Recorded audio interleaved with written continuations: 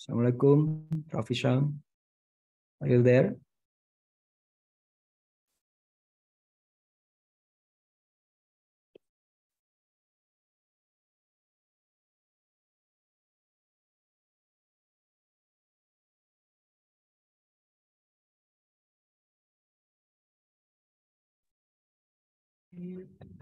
Assalamualaikum.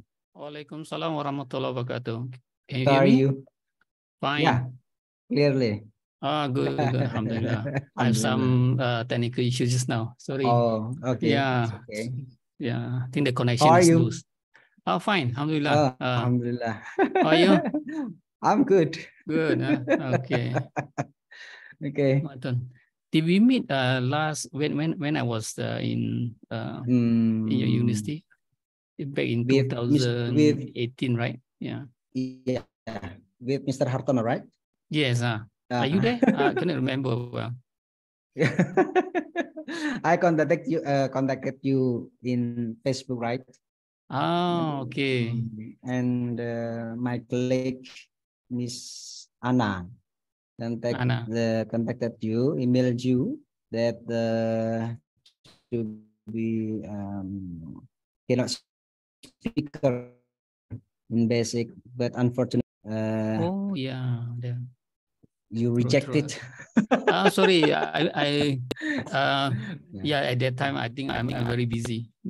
Inshallah, next year, inshallah, probably have ample time to. Okay. Yeah, it's an annual event, right? Yeah. I have few tasks that I need to complete. It's a national agenda, so I need to go for audits and a few other things that I need to do. So I don't think I can commit. Yeah, I'm really sorry. It's all right. Inshallah. It's all right. Thank you for the invitations. Yeah. Good. Okay, Bu Aci, bagaimana? Yeah. No. Oh yeah, we have Bu Rahma Fitriani as the head of Department Statistics here. Oh, mashallah. Assalamualaikum. Yeah, nice to meet you. Yeah, nice to meet you. And also Bu Suci, of course. Yeah, Suci. Hello, she contacted me. Where are you? Salam. Thank you for contacting me. Yeah. Finally we meet. Yeah. I think last was 2018, right? November. For some time. Yeah. Okay. Yeah. Nice to meet you again, Prof. Yes. Hope I can be there. Yeah, sometime. After that pandemics, right? Yeah. Yeah. Okay. Can we start? Yes. Okay. Yes. Okay. Yes. Okay. Mas Haji, go ahead.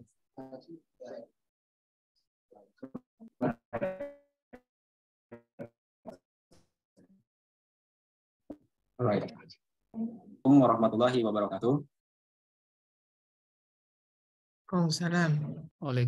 Good afternoon, everyone. The Honorable Lecturer, Professor Technologist Dr.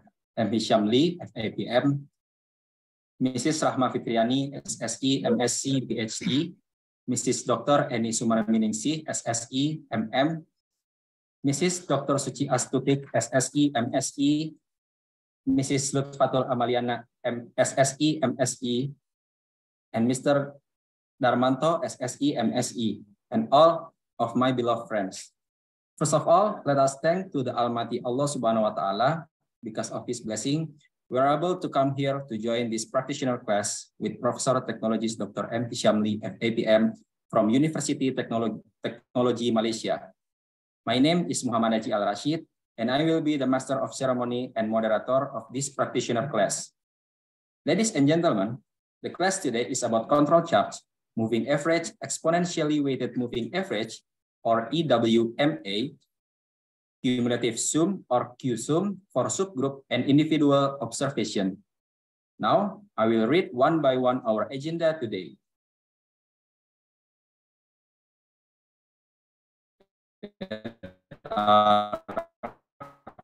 The first session is welcoming PhD. The second session is presentation time for Professor Technologist Dr. M. Hisyam Lee, FAPM.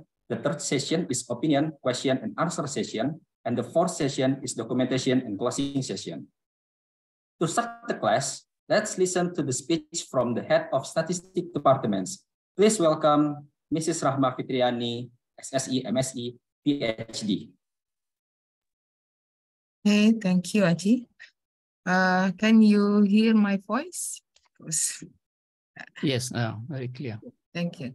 Assalamualaikum warahmatullahi wabarakatuh. Good afternoon, everyone.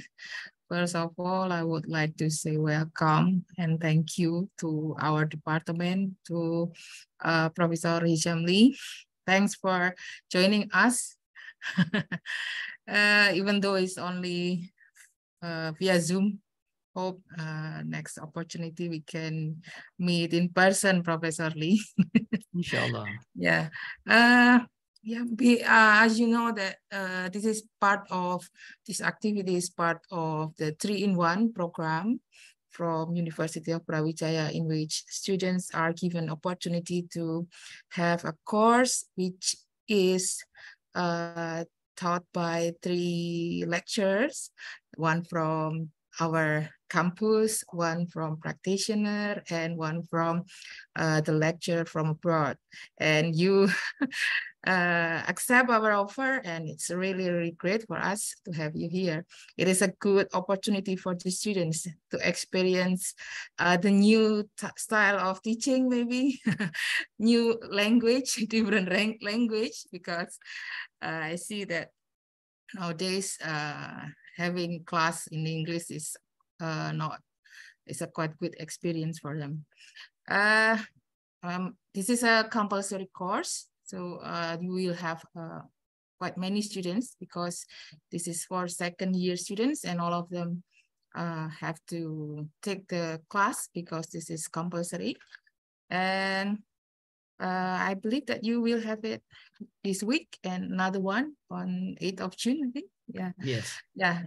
I just hoping that everything is okay, connection, and the students can hear your presentation and communicate, participate, raising questions, and don't fall asleep.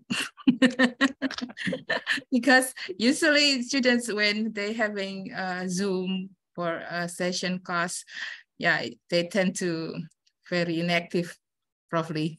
Yeah. Yeah, I hope this is not the case for you. Yeah. Inshallah. Okay. For the team, Bu Suci, Pak Darmanto, and the rest of the team, thanks for organizing this session, and I hope that everything is going to work well. Okay, and by that I will say that this session is officially open, and that will be all that I'm going to say. Assalamualaikum warahmatullahi wabarakatuh.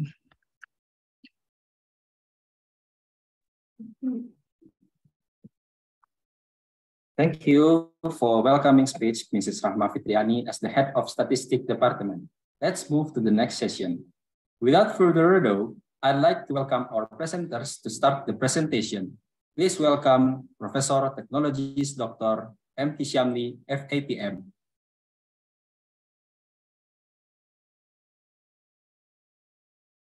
Let me share the slide first.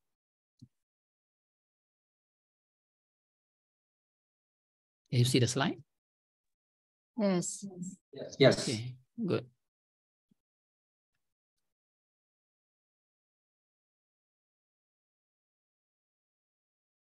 Right.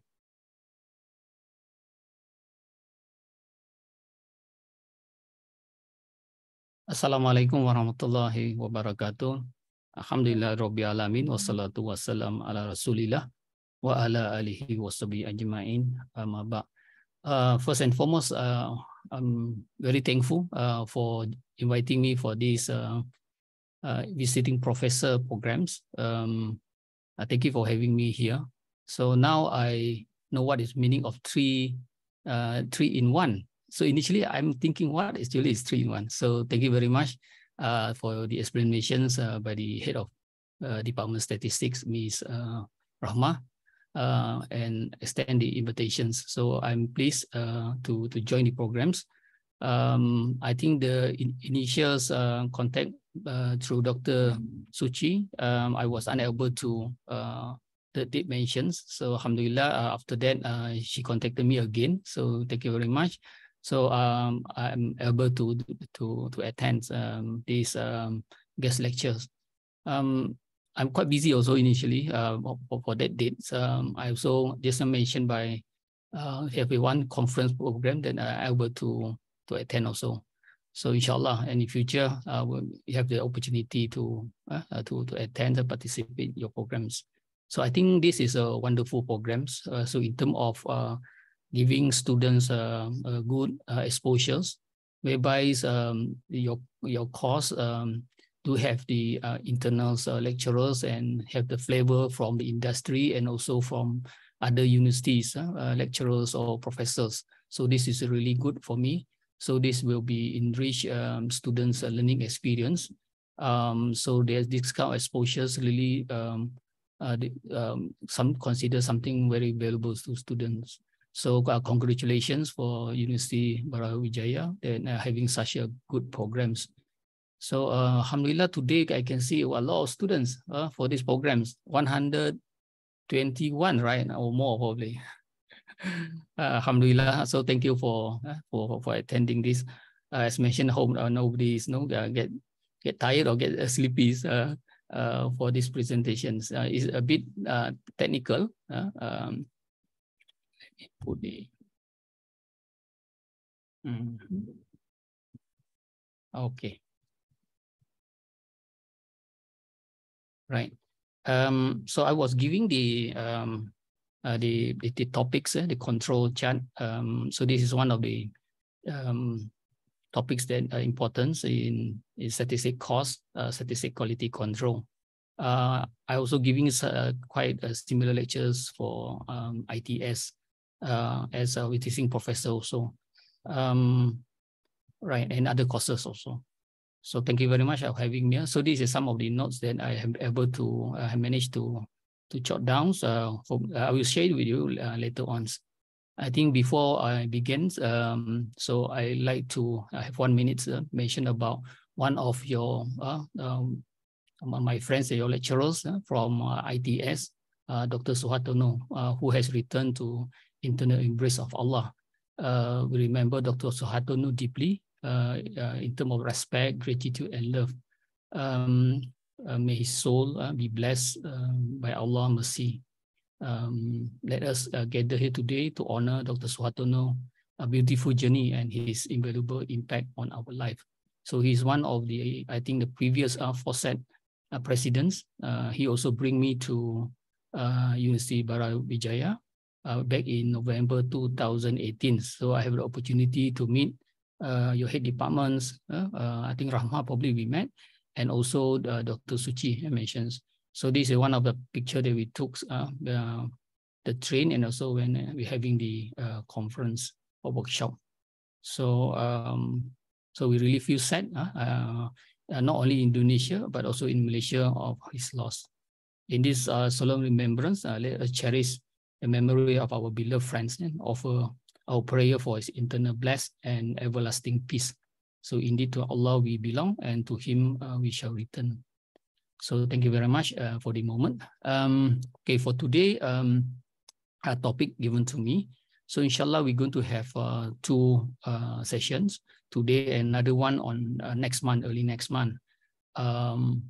So this is the topic given, and hopefully the end of this probably 1.5 hour or 2 hours. Okay, you can learn something about this topic, control chart. So the learning outcome that we try to accomplish today will be try to understand the fundamental concept of control chart, their importance for monitoring and also improvement process. So there are few control chart we're going to go through one by one technically. In terms of the slide, I will be give you all later, so at least you can focus now. Jot down notes and so forth, but the actual note I will give you later, right? So we're going to go through 3 important control chart. The first one is moving average. The second will be the cumulative sum, or in short we call it Q sum.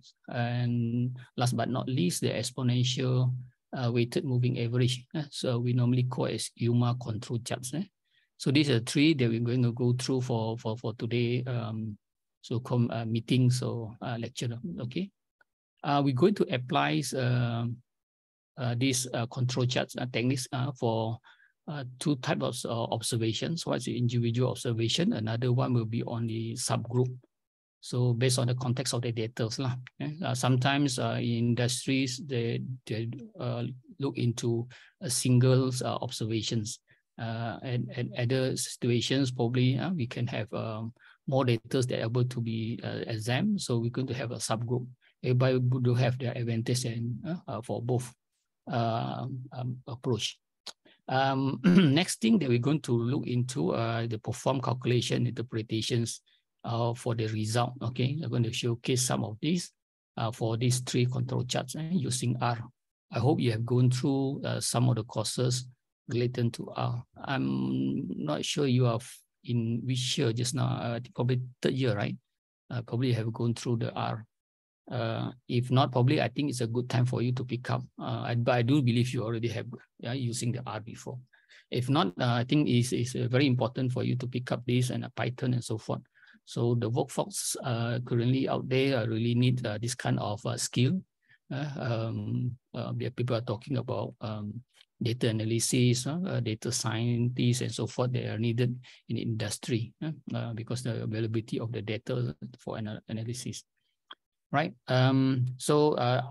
The following will be I try to identify our control signal and analyze the control chart. For the process shift or instabilities. Then we're going to recognize several applications for control chart for different industry. So we're going to read about for that one, right? So these are a few things that we're going to learn today, inshallah. First and foremost, it will be the fundamental concept of control chart. So what is control chart? So basically, it's a statistical tools. As you learn some other statistical tools, like you learn linear regressions, time series modelings, and so forth. Okay, visualizations, exploitation for data. This is one of another topics that importance. It's called control charts. It's a statistical tool to use to monitor. So the intention is not getting the relationship between variables like logistic regressions, classification of logistications or regression, the modeling to find the relationship between or time series where we want to build models. But in terms of the usage, it will be on the monitoring and analyze process over time. When we say over time, meaning that the time can be can be hourly, can half hourly, depends. Some industry are looking into that. For example, electricity load data, sometimes we look into half an hourly or 1 hourly. Some market research or market data will be looked into dailies, like stock price and so forth. It's a daily, and some other things will be looked into monthlies. Okay, like environmental data. Some look into like economy. Sometimes you will look into the data related to quarterly or yearly data. So it is over times. Okay. So this thing will be control chart will be very helpful in terms of monitoring. For control chart, basically it will consist of you have the central line. Okay. Then you have the control limit. So the upper and lower control limit, then you have the data points. So if you plot all this against time, so you will get what we call as control chart. So any data point that actually outside the control limit will be considered out of control or have certain patterns, right? So the central line will be the targets and so forth. So for the central line, represent the process mean. So if the process, there are certain numbers that you like to look into. For example, you talking about like manufacturing. You have a certain diameter that you want to measure. So they have a target. For example, the screw or nut and so forth. You have a certain diameter you want to measure. You want to produce. So there will be your process mean or the target value. So that one will provide a baseline for your comparison, whether the process is in control or out of control or have a special cost. So control limits define the expected range of variations. As you know that in manufacturing, so in process, normally you cannot get exactly the same. So you do have some fluctuations and deviations from the process mean. So this is a typical things you learn in statistics, like the 3 sigma and so forth. So this is typically we going to use or going to set for 3 standard deviations from the center limit. So that one basically will cover out of the 3 sigma will be considered like out of control, right? Data points to represent individuals or subgroup observation plot over time to identify certain patterns and trends on shift and so forth. The importance of control chart, as you can see that you identify process shift. So if your process is scattered randomly between this control limit, so we consider I have a white noise or control limit. So the process did not reflect any trends or shift. Okay, so you will consider, or you can say the process in control. If you have certain trend also, upward trend or downward trend, so this one warrants for investigation. What is the cause? So, and the variations maybe indicate potential issues lah. And then probably you need to take into considerations what need to improve, what variables that you need to rectify, so on and so forth. So there will be the importance in process, especially in manufacturing. But I have been being explored this control chart not only in many manufacturing. They have been used in many industry, as you can see. So this one also is a very good tools. Okay, statistical tool for provide early warning sign for process instability or our control conditions. So if a process you don't need to wait until actually is out of control, out of these 3 standard deviations control limit. But as long as you have, for example, 5 these observations that actually above or below the central line, so this one will be warrants for investigation. So can give you some early warning system. You don't have to wait until the end. It's a good guide, decision making, and support continuous improvement initiative. This will be the thing. Facilitate process optimization by reducing variations and maintain consistent performance. So you always can tweak until you can get a very random fluctuation very near to your central lines. So you always can improve if your process have many variables. So this will be the importance. So we're going to start off with a control chart, moving average, the first one. So before I continue, anything you want to ask before I go for this? So basically, you're going to have 3 control charts that you're going to learn today. Start off with the moving average. So just now, just a mukadimah. Anything you want to ask before Silakan kalau mau tanya, teman-teman. Yeah. You can deliver in bahasa also. Yeah. You can translate it later. Yeah. Okay, I think no, right? We just start. Just curious. Sometimes you you want to ask something, so there will be a good starting point there. So first and foremost will be the moving average. This is very simple. Sometimes people learn not starting for moving average. They're going to learn also the Shewhart control chart. That won't be the starting. That one is meant for the large shift rather than a small shift. But no harm. So we start with the moving average. Okay. Another control chart later, if you need to learn, will be the Shewhart control chart. So normally we put it as MA, moving average in short. This one basically can monitor the process by plotting the moving average of individual or subgroup. Okay, observation over times. So there will be the things. The moving average is calculated using a specific window size, which determine the number of data points in the average. So its name is a moving average. Moving is due to the time.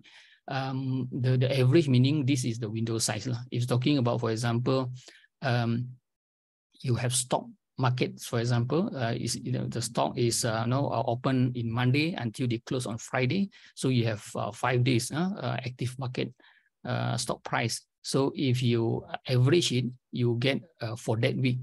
So you get for that week for the particular stock. So this one we call as average, average for that particular time. It's a week basically. Then you can plot it. Then you can have that moving for that average. So the average is weekly. It's a weekly. So you can imagine that. So for industry manufacturing, for example, probably you're taking 5 samples. So this 5 sample probably represents considered as an average of some things. So that one is moving average. Okay. So you can compare with the observation daily and with the weekly. So you can see the difference. So definitely the average will be curbed or be reduced. Okay, and less influenced by the outliers. So you imagine if you for 1 week you got 5 data. For you give some analogy that you can, at least can imagine, like a stock price. For example, you have 5 days. So if you're one of the observation is outlier considers is abnormal from the normal. For example, the normal one will be, for example, 100. The second day will be 105, for example. So another one is more than that, for example, 120. But you take the average, you come down again. So it's less influenced by the outliers, the single outliers. This is the third point that I mentioned here. Okay, and also of course it will be influenced by the window size. Okay, so you can imagine that if your window size, you're talking about 1 week, 5 data, or you're talking about 1 month, you've got 25 data. So it's a monthly. You can see that actually, more resilience, more robust toward any outliers and so forth. So you get the average. So the movement toward whether it's a decline or incline and so forth will have that momentums. Okay, right. The second control chart will be the Q sum, the Q sum control chart. So this Q sum control chart track the cumulative sum of deviations. So you have the deviations, you have a target value, then you have the observations. So the difference between these two, so you get the deviations. So this is a common term in statistics. I know everybody understand that one. So then you sum it. Okay, you get just like you're doing mean root square error or something like that. You sum the deviations or the errors. So in this case, you sum the deviations. So requires a complete summary from the target value or the process means. So you can imagine if this number is very small, meaning that you can imagine that actually the most of the data or the process is very near to process means. But if you have a huge sum of deviations value, so basically you will be your data actually scattered very far away from your target values. So this is how they think that this control chart will help. So in terms of analyzing things. So the Q sum value is updated at each data point, okay, and incorporate deviation from target value. So it is accumulate. The detailed formula I will give you. This one just give you a brief fundamental concepts about the Q sums. So the Q sum charts are particularly sensitive to small, substantial shift in the process. So if there will be a big shift, so this will be very sensitive because you're talking about the deviation. You take the deviations. So if you have a huge deviations, meaning you can track there's some shift in terms of that. So this one. That's why I mentioned sometimes they start out with big shift first, but big shift nowadays people less looking into that. Right. So this will be the third one that we're going to learn today, what we call exponential weighted moving average, the UMA control chart. So they use weighted moving average. Just now we talk about average. We already have mentioned about that, so I hope you understand the one. So this one is you have the weight toward the average. With more recent observation, receive greater weight. So this is one of the things that people believe that if you're 5 days of your, for example, the stock price, the day 5 definitely you have more influence compared in the first day, not the Monday, for example. And of course, the Thursday one will be more influence toward the coming days stock price. So this is a way of looking at it. So how to get this one is using the weight, what we call. The formula I will show you later on. So just a concept. So they're going to put a factors what we call as lambda here, determines the balance between the sensitivity to recent data. So if your lambda is bigger toward the recent data, so this will give you more sensitive toward the recent one. So you have more weightage on that. And then influence the historical data. So you have a range of data. So use this kind of concept. Yeah, I hope you can somehow imagine on that. But later on, I'm going to repeat it again. At least you can see the formulas. Sometimes students are easy to picture, or some students look at the formula, they can understand. Some need to this kind of explanation first. So there are different students have different views. Anyway, this is a good start, I think. At least you know that, no, actually, when he meant for what is weighted, okay? So this is why we weighted. They take the most recent one, we give you more weight, okay? Why exponentials? Because eventually the sensitivity will decrease exponentially. Okay. UMA chart sensitive to small and large shift for the process mean, accounting for process historical behavior. So this is not only for small shift, but also cater for large shift. So when you look into this, you know that actually, so more people are using UMA compared to Q-sum chart or MA chart. So this one is a good starting point. But if you need to analyze something to look into a large shift and also small shift, so UMA will be appropriate or good candidate compared to but if you really want to focus only for a small shift, definitely Q-sum can do the job well. So all in all, if you're not sure, then definitely people will choose UMA control chart. This will be one of the popular. That's why you learn in that sequence. You learn in UMA the later before that you learn. So you have a good foundations, but eventually people learn after this. Right. So these are three conceptual control chart that we're going to look into. So probably we're going to start off with the MA. Okay, more details, more technical things. So for MA control chart, so we have two parts that we need to look into in terms of the observation that just now I mentioned. So it can be individual observation and can be subgroup observation. Subgroup individual means you take one's observations, then you plot it in the graph. But if you take subgroup observations, you do not take the data and straight away plot in the control chart, okay, or plot into the graph. But you summarize it, you average it, you average it, then you get the average value, then you plot a single into the control chart, right? So this now we're going to start off with the individual observations. Okay, so moving average control chart is the statistical tool used to monitor process performance and detect shift in the process mean. Right? So this is the purpose. So so it works by calculating a series of average value over a fixed number of data. Just I mentioned, give you some example, like for example, stock price. You take 5 days, then you average it, then you get. So the 5 day is the window size, 5. Okay, you get the average for that one.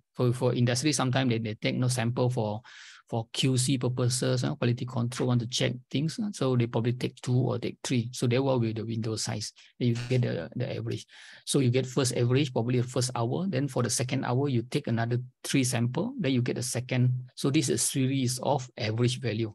Then in the third hour, you take another 3 sample, for example, then you get the average. So then eventually you have a series of average.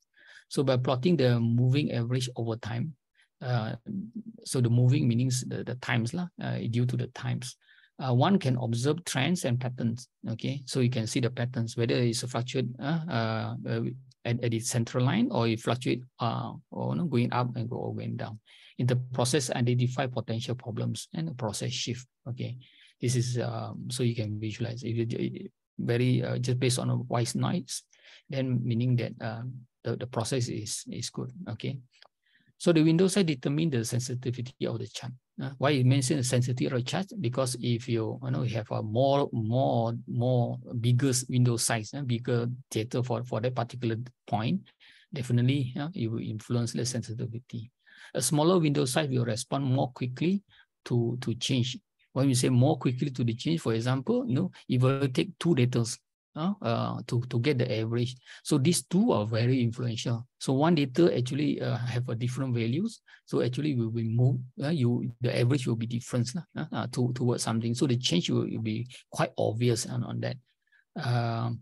I mean, more noise. But imagine the window size, if not small, but very large. So basically it's not that sensitive because it will average out many values.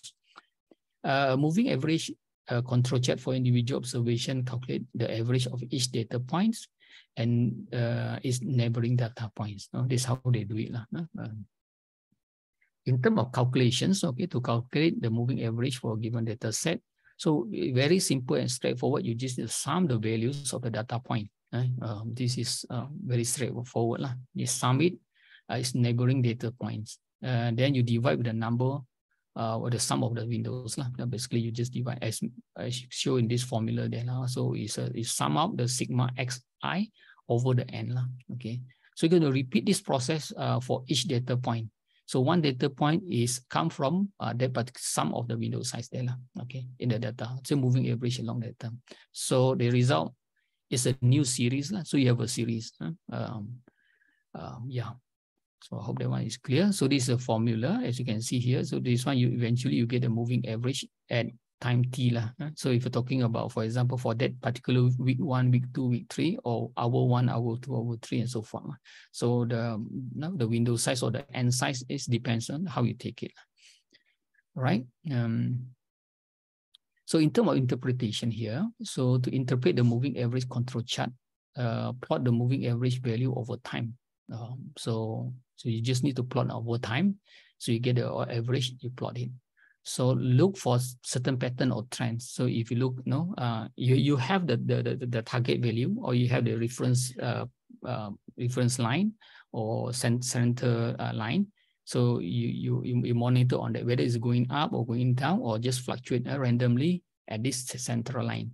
Now, if it fluctuates randomly, meaning the process is very good in controls, okay, without any issues. Right? So you look at the patterns. So our control signal may include points outside control limit. So you have that particular control limit. If the point is actually out, then definitely warrant for more investigation. What happened actually at that particular time. So point outside there. So the point consistent trading outward or downward. So investigate any out of control signal to identify the cause and take correction active if necessary. So you do that in the process. So if talking about stock market, probably when out of control is signal to sell or to buy, because it's normal. But for manufacturing, probably you need to stop the process. You need to rectify what is the problem.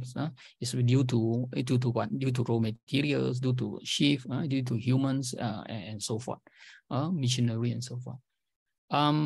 Yeah, the control limit is shown here. So you have this upper control limit. So this is the formula. So you have the X bar. X bar will be your target values there. X bar. Yeah. So plus or minus 3 sigma over n. So this is a very simple basics. So I'm going to give one example for individual observation. This is an example here. A manufacturing process produce 15 units, for example. This just imagine that they have 15 units of product. Anything can be nut, screw. It can be anything. You can imagine. So this is a very generic example here. And the measurements are given below. You can see the data point 1 until 15 there. So you have 15 data point there. The value is 100 and the last one is 102. So to get the moving average, for example, the window size is 3. For example, you're talking about 3. So here is 3 here. So you take the average of 3 if according to that formula. So 100 plus 102 plus 99, you get this average 100.33. Then after that, you get a second average. So this is your one data point here already. You already have one moving average data here. So the next one, you get 102 plus 99 plus 103. Then you get a second average. then and so forth. So the last one will be consists of 100, 101, 102. So you get 101. Okay, so this one. So then you can using this one to plot using the formula above. So next you need to do is you're going to plot the moving average value that we get. Basically is this one. Okay, this one. On control chart, analyze the chart for any potential process shift or instabilities. Let's say moving upward or moving downward. So you can investigate and probably need to do some rectification or the process is good. Right, this is an example on how you can code it if you want. So this is a R code. So first and foremost, you need to assign your data. Are you familiar with R? If you're not, then I will go a bit slower. If yes, then probably no. I will go as usual pace. Are you familiar? Everyone? Familiar with R? Anyone to answer? Yes, Prof. Sorry, the student is in what year currently? In second year. Okay, so second year. First semester or second semester? Second semester. Right. Second semester for second year. Second year. So they take out the fourth semester. The R course. Yeah, good. So right. So this is the assignment for the data. So you're going to assign the data here. Then next is the window size. You need to assign, for example, the window size is 3. So basically, if you have this size 3, then you're going to use filter. And one of the functions that are available in R, we call filters. So you take the data from here, the data there. Then you replicate this one over. So you get this one. Then you follow the filter functions. Okay, what is needed? Okay, the input is this one. Then you have this. Then you put a window size that we already assigned. So the size is 1. So if you do that, then you can get this what do you call this this graph as mentioned, as shown here. Probably just a quick one. I already make this available as you can see. So for example, you need this library to plot it later on. So this is going to assign your data. So you put a window size here. Then so the moving average data is here using this filter. So this is the input that you need to put there. So then you already have this. So if you then you have this moving average here. Then what next you need to do is that you need to assign this one the data frame for this moving average. So after that, then you can use ggplot or any plot. So when this one is more suitable. So then eventually you can have this plot. Okay, so you can see this is the moving average, the red one. So it's mentioned here, the red color one. Okay, I'm not going to go for details, but I'm going to give out this one also later on, so you can try yourself. Okay, sometimes you need to try. Sometimes you get error and so forth. This is a good learning process. So, but most important, you know that is you can use R to create this MA chart. So this will be the things. Right. As blue, this one is the original data. The red one will present the moving average. Then you need to analyze the chart or potential shift. Whether there's a shift or not, you can see this is the average here, the red one, from this data, the first data average, second, third, and fourth are quite similar. Not much difference. But when you come to this data, you can see that actually moving up. So whether there is a shift or not moving, yeah, this is something that you need to analyze. From different industry, probably they have different what you call this knowledge about whether there's a shift or this one is within control and so forth. Yeah, they can come in later on when you hands on the actual subject that you need to analyze or your project. So that will be the thing for moving average, right? Right. The moving average vector contain the moving average value for the given data. Then you can need to plot this value on control chart to identify potential shift. Okay, so basically there's a very simple, straightforward. If you want to plot, you can get. I need to go into this piece because I have 3 sections to cover. Cannot spend too long explaining one by one. Because we only have 90 minutes and 1.5 hours. Later on, if you need more details, for example, about the code and so forth, probably we can when we have time. If not, then you need to learn a bit yourself due to the times because you need to cover 3. So I hope you understand on that. Okay, some you need to polish up. Okay, at least you understand the whole picture. Okay, and also part of the technical thing in details. But some you need to have more reference, try out yourself and so forth. But the code will be given, at least it's a good start for you, know how to run it and so forth. Right. Next, we'll go for the subgroup. So the keyword here is a subgroup observations. It's a group observation. Not much different, but these are 2 things here.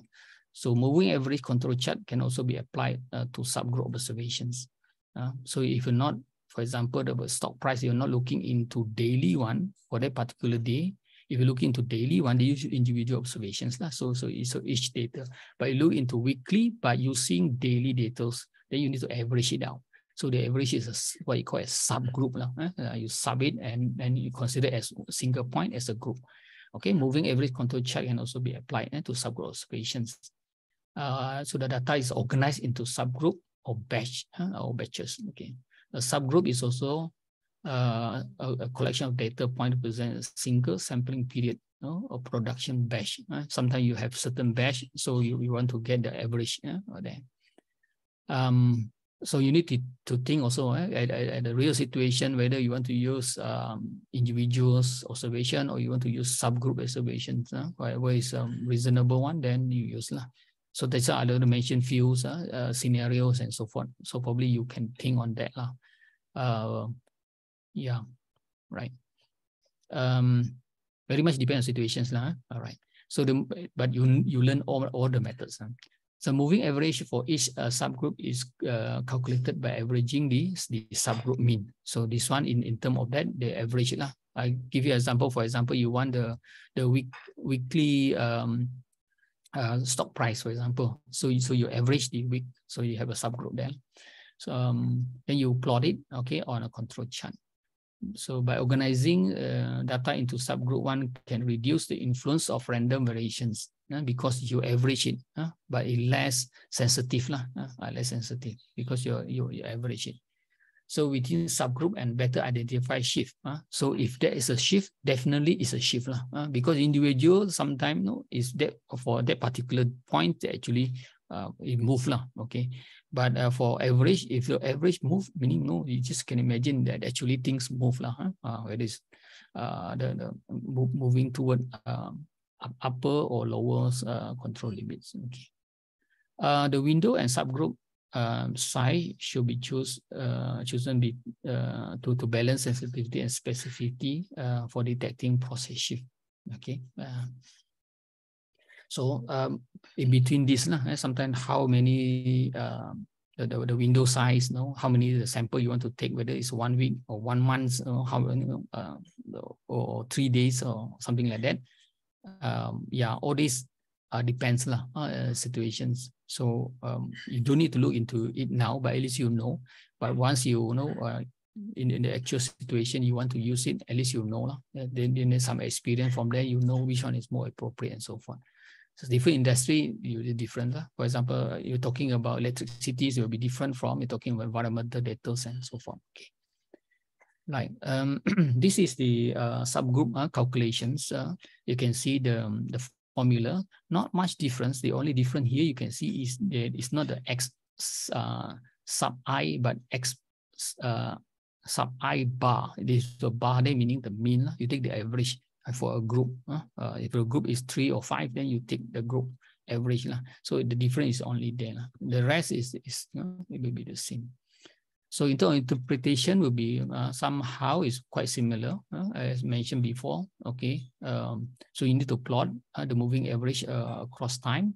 Then after that, you need to observe the patterns or the certain trends on the charts. Okay, so if there is a certain pattern or trend upward or downward, then you can see actually there's a potential shift or the process is actually unstable. So our control may indicate point outside the control limit. If we have a point that actually went out the control limit, then definitely, especially you're talking about subgroup. Especially talking about subgroup is a huge subgroup. If you have a very big subgroup, for example, monthly data, you take 25 data, then what happened actually is out of control. Definitely is something a warrant for investigations. Okay, so you investigate our control signal to identify the cause. So you need to on that. So you can see the formula very similar, only now previously is X bar, now you X double bar. Okay, all this just the subgroup effect there, right? We have one example here. Now we have, for example, manufacturing process produce 30 units. Okay, now you have the 30 units. Here you have 30 units. 1, 2, 3, 4, 5. 5 times 6 here, 6 row. So you get 30. So organized into 6 subgroup. Each group, okay, is 5 units. So basically, you can take a row or column form. For example, you take the column way. For example, this one is 1, 2, 3, 4, 5. You consider as one unit or one subgroup. Okay. So the second row. So basically, you're going to eventually end up this 30. You're going to end up with only 6 data point. Okay. Yeah, I'll give you that one. The average will be this one. If you sum up this and divide with 5. So the first row, also the second row, you get this value 101, 106, and so forth. So after that, then you need to get the moving average. So if you want to get the moving average, for example, the window size is 3. So you take the first, second, and third, then you average it, then you get 106 and so forth. So next thing you need is to plot the moving average value on control chart and analyze the chart for any potential shift. If you have detected our control signal, then you need to investigate the cause. This is the R code. Okay, so it's the same data. Okay, so you have this one. You're going to use matrix. Okay, then you are going to use here the data here. So it's separated by comma there. So then you have the n column. So basically we are talking about n here. So it's got 5. Then row. So row is true. Basically they're going to read the data from here to right and then going down because how you read it. And we're going to assign the window size 3 there because we're going to average that one. The window size 3. Then you can use the column means. Okay, this is one of the functions available. Okay, by default is column mean that you can use it for this data. So this now you already have the one. So you're going to have the mean over there. So what this is what we call a subgroup means. Okay, definitely you can modify it. Okay, in terms of the window size and so forth. Okay, the data input. From this one, it's a direct input from matrix. But if you're using Excel and so forth, you just need to modify, learn up that part.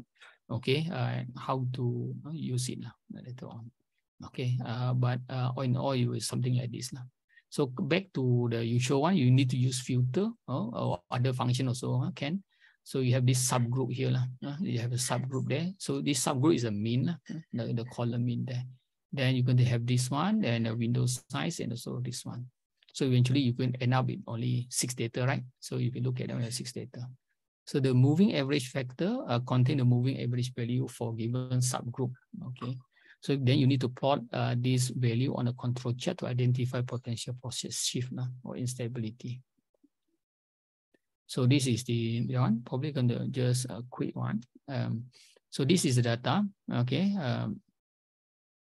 So at least you know that this one is working.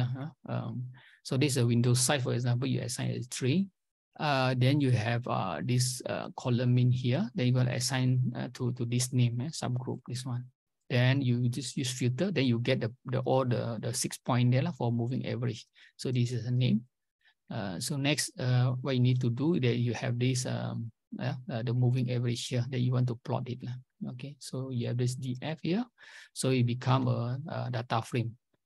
Okay, yeah, so after that you can use ggplot also. Back to this one, and you just plot this data frame here. Basically, this is a data frame there.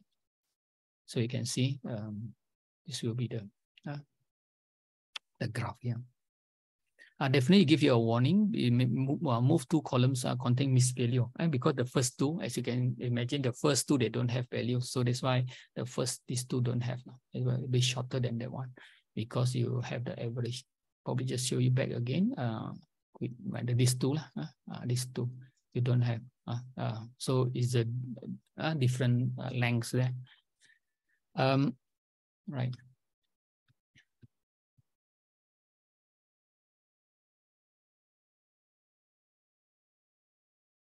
Oh, yeah, I think here.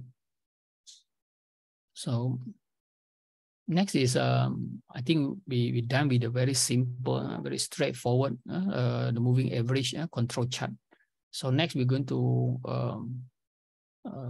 mention about this Q-sum control chart. Okay. So before I continue, anything you want to ask? Yeah, not sure.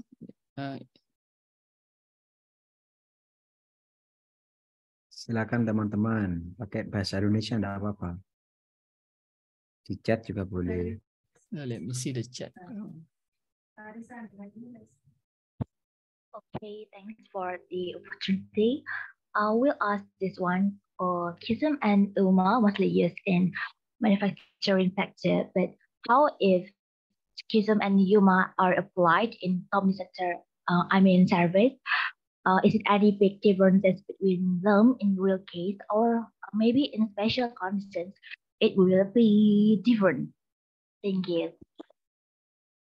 UMA and Q-sum, right? Yeah. You can use both. You can use for the purpose of if you want to detect a small shift, then definitely you can use Q-sum or you can use UMA. But if you want to look into not only a small shift but also a big shift, normally downstairs people look into a small shift if you have a process really in control, but your process is still not stable. Sometimes people would like to see the big shift also. Okay, big shift meaning that the system is not that stable. Then UMA will be a better choice. Okay, if we're talking about, for example, you're producing some things, then you purchase equipment from the equipment is very expensive and very, very accurate. For example, able to produce the measurements with less defects and probably very then raw material also is very good. For example, very reliable machines to produce the same or repeated products.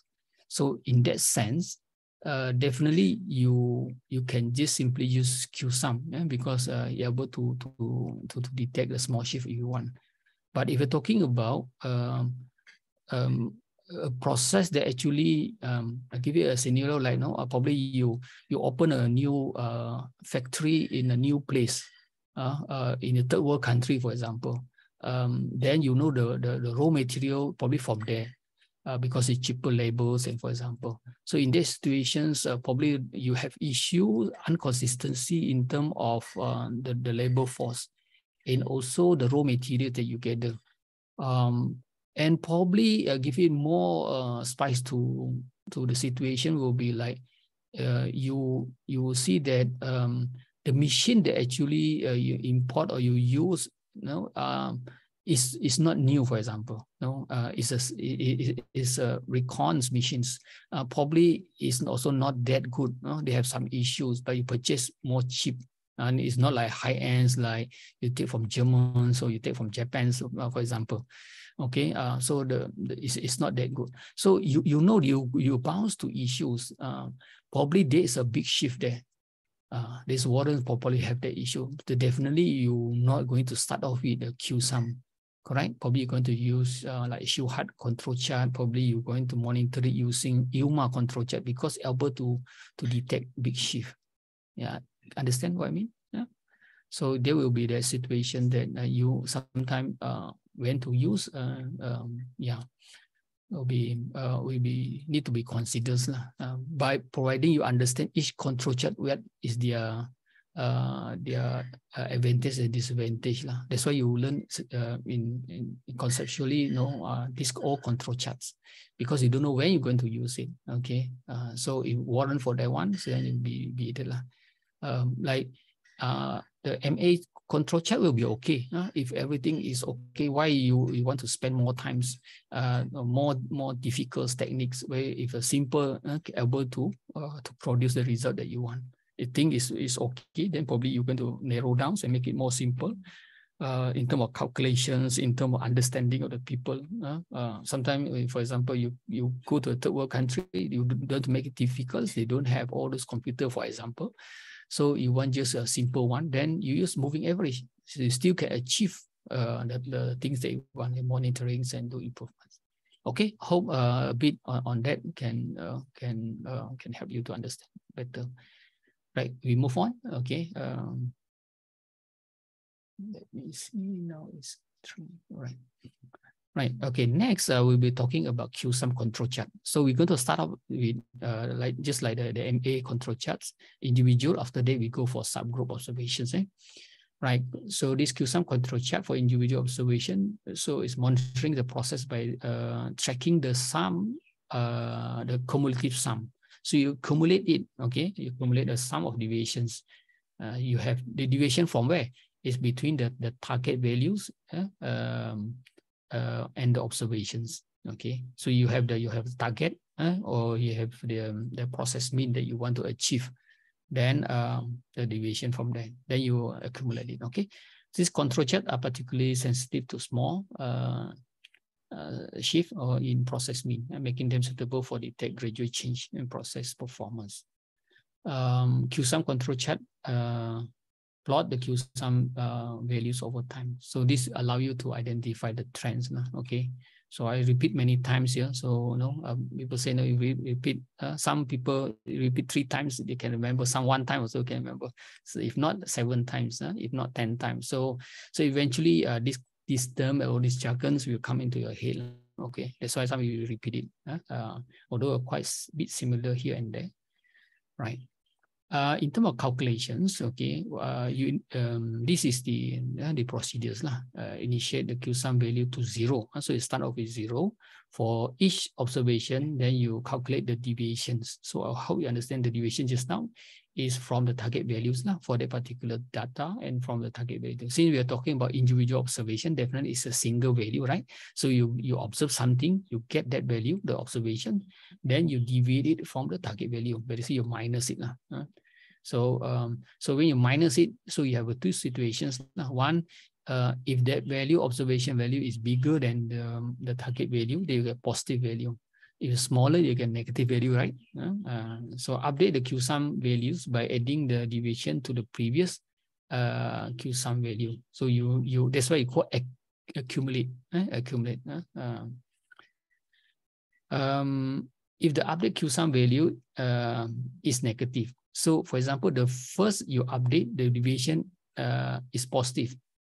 For example, the positive value, the difference between the observed and also the target is 5, for example. Then you get the second one, values, the difference is negative value. For example, it's difference is negative 7. So if you add up these 2, you get a negative 2. Okay, it's cumulative, right? So you add up negative. So if you get this, adding up, you get a negative value. So you have these situations. If a negative value, then you need to reset to 0. Okay. If not, then you just keep on adding. You know, could set to 0, reset to 0. Because the initial Q-sum value, because of the difference, so you starting one with a 0. Okay, and you're not going to have a negative value. So this is the some point that you need to remember so any accumulations of the deviation less than 0, then you set to 0. Okay, but if O is positive, the first deviation is 3. Then the second is you add up, is become 5. Then you add up, become 9. This is okay. Then after that you get a negative value. Then you still, for example, still in the positive side. And then you say, okay, once it go down to negative for the accumulation, then you set to 0. Okay. Then what next you need to do is plot the Q sum value over time to identify whether there is a certain trend or certain shift or patterns in the process. Okay. Yeah, in terms of interpretations, the Q sum values close to 0 indicate the process is in control. So the idea, the concept is that because you're taking the deviations from the target values, then you accumulate it. You accumulate. If you accumulate, if a very small value you accumulate, and the value is very near to 0, meaning the process is in control. Okay, just like you take a boat, the wave is not strong, so definitely you're not going to have a lot of bounce and so. So meaning the process is very good. But if you have a very rough sea, so you have a huge variations. So definitely that one, you have that issues. The accumulations will have a bigger value. So if you have a bigger value, they indicate now you have a stronger wave or stronger variations. Next is the steadily increased Q sum value suggests a substantial shift. Sometimes also, for example, the movement is from 3 to 5 to 7 to 9, then it keep accumulate, keep increase. By right, if the process is very strong, steady, or so basically there's no much movement, very near to 0 the accumulations. But if you steadily keep increase, this is one warrants or suggests a substantial shift in the process mean above the target values. So a steady increase, decrease. If you have a decrease. If a negative Q sum value suggests a substantial shift below the target value, if you're going down. So all these are important to investigate potential cost. What is the cost and so forth. We have one example here for these individual observations. Just take a sample data, 20 observations for a process. Then saying then our target is 100. Okay, you can imagine anything. So at this time, I think that you can measure in industry, so you can fit into this very generic sample. Okay, so depends what you want. That's why we learn statistics in this manner. Okay, we give you a very generic one. So from there, if you want to infer into any application, it's very simple. You can do it. Right. For example, this is the 20 observations data. You're going to assign to this name data here. So start with 98. So here is 10, first row, the second row, another 10. So until the 99 here, so we got 20. And our target value, you just need to do something like this. So to calculate the deviations and Q sum values. So the deviation is the data minus the target. So you're at the target.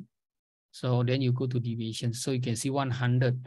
Okay, if your data 98 minus 100, you get -2. All right. Then if 101 minus 100, you get 1.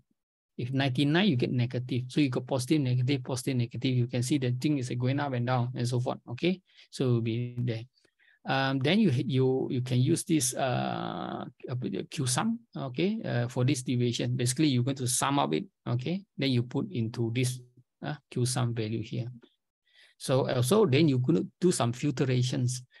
So you look into this Q sum underscore values here. If any values are below 0, because we set a criteria, any values that actually Q sum value below 0, we're going to set to 0. So we're going to set this 0. Okay. We're going to go back to this same array. Okay. Or data frame here. So you have to go back to this Q sum here using this bracket. I think you learned this one also in your course. Okay. Okay. Next you need to do is you just need to plot it. Okay. So this is a plot. Okay. You have your data here. So it's a Q sum values here. This is most important. Okay. Then type, you can just put something like that. Then you have the labels and the limit and so forth. Okay. Right. This is a simple thing. So you learn up, you will find it. So this is a plot that you will get. Okay. Probably. Yeah. So this is the data. As you can see, this is the data. Okay, the 20 data. So we're going to run this data, and the target is 100.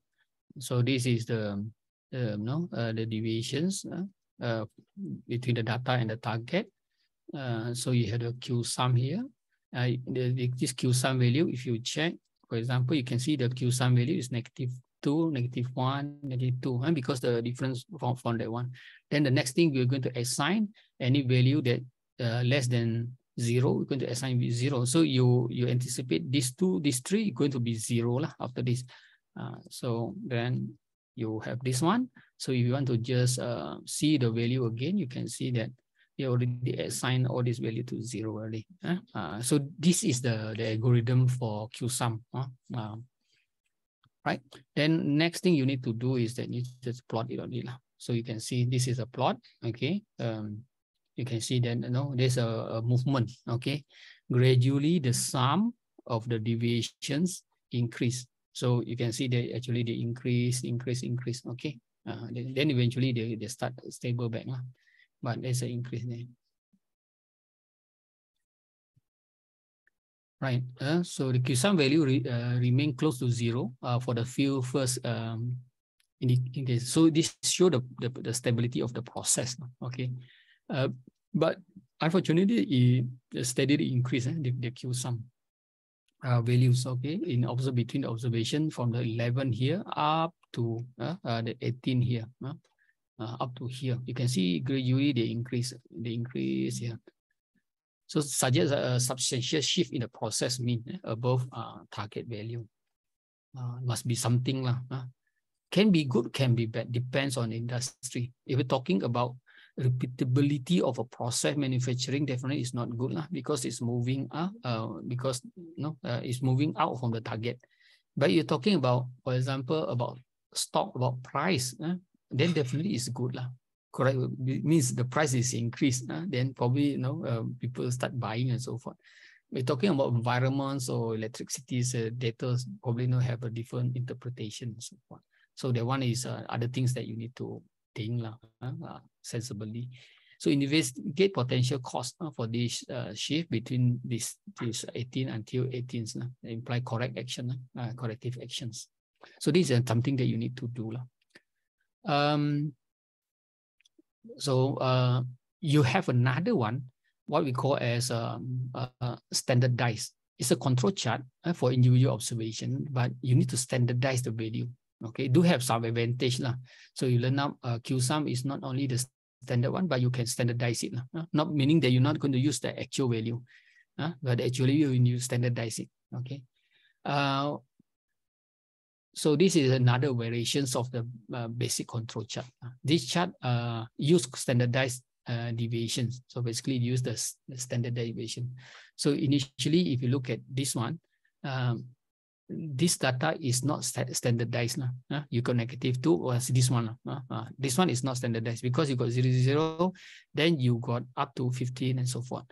But what they do is they standardize it. They get the average, get the standard deviations. Okay, then you divide. I think is the magic formula, like the x minus the mu or the x bar over the standard deviations, or the sigma. If you have the sigma, if you know the sigma, then use the sample standard deviations. So you do that, then you're going to have all your data going to fluctuate near 0. Okay, so this one standardize it. Okay, so definitely this one you can do the standardizations. Okay, so and then calculated by dividing the row deviation. Just now I will give you an example. Row deviation was 0, 0, 0. The last one like 15, correct? By the process standard deviations. So you can get the standard deviation because you have a series of data. You can get a standard deviation.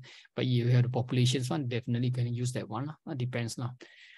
Standardizing the deviation makes the control chart more robust and facilitate the interpretation of the chart much better. Okay, if you do that. So to do that, this is the calculation part. Okay. So you have the DI. DI is the deviations for each observations as the difference between the observation and the target. So you still have the DI there. So estimate the process standard deviation. So this is an additional step that you do. You're going to estimate the sigma. But if you have the population sigma, definitely you can use that one. If you don't have, then you estimate the process standard deviations. You can use any standard methods. Okay. Then then you can calculate the standardized deviation, the ZI. So before that, you don't have the ZI because now you already have the sigma here. Okay.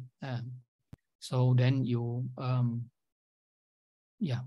So this one is yeah, it's not average. This one is standard deviations. So this one, then you have this additionals lah, the sigma here, or the S lah. If you sample, probably you can use S. So the DI is still the same. Since you standardize it, so you're going to have the Z lah. This was new, yeah, new notations lah for standardized.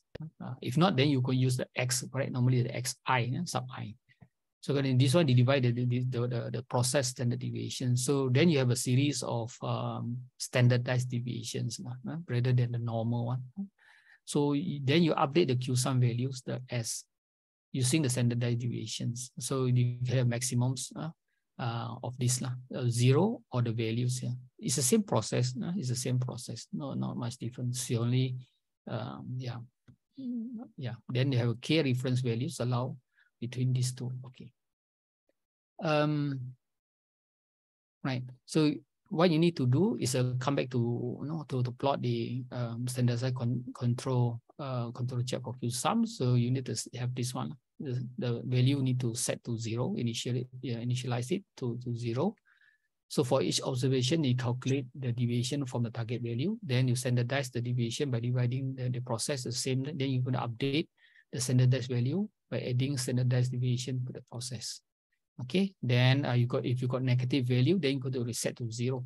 It's the same. Okay, so yeah, you can imagine the previous one. If you can understand this, basically the same standard. So after that, eventually you plot the difference is only have a standardized here over times. So give one example here. Same example. Okay, 20 observations, target 100. So this is data. So then the calculation for deviations here, you can see deviations here is the same, data minus target. Okay. So now you need to have the sigma. How you get the sigma? So sigma is the mean here for the absolute.